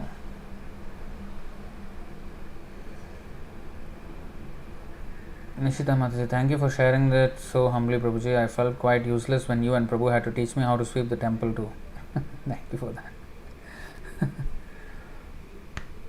Yeah, that's the first thing, and that should be the perennial thing that we should be doing, cleaning the temple of our heart. And actually, if you see the Gundicha margin, not only just sweeping, but also washing and finding dust from every single corner we can find. And similarly, just as we do that in a physical temple, we have to do that with our heart, because there, in the corners of our heart, there are always some dust here and there. We think it's all clean, but actually we still have all these vestiges of material contamination, and they are just waiting to again, take effect. So therefore, we have to search out the dust. We really have to search out. That's the meaning of Bhaktisiddhanta Saraswati Thakur's instruction to beat our mind with broom 100 times every day, beat the mind again with 100 times with the shoes at night. So that is the whole point. We have to chastise ourselves and we have to cleanse our heart. So it's something we have to learn all the time. We have to refine the sweeping process, the cleansing of the temple. Divya Mataji, thank you so much for the elaborate explanation. Hare Krishna. You always make me explain elaborately all the time. Unending chastisement. Yes. Chastisement is very good.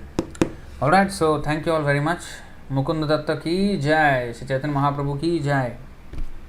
Srila Prabhupada ki jai. Ananda Koti Vaishnava Vrinda ki jai. Nitai Gaur Premananda Hari Hari Bol. We will continue about Mukunda Datta in the next episode. Alright, I don't know if I can finish in that episode as well. Let's see. Hare Krishna.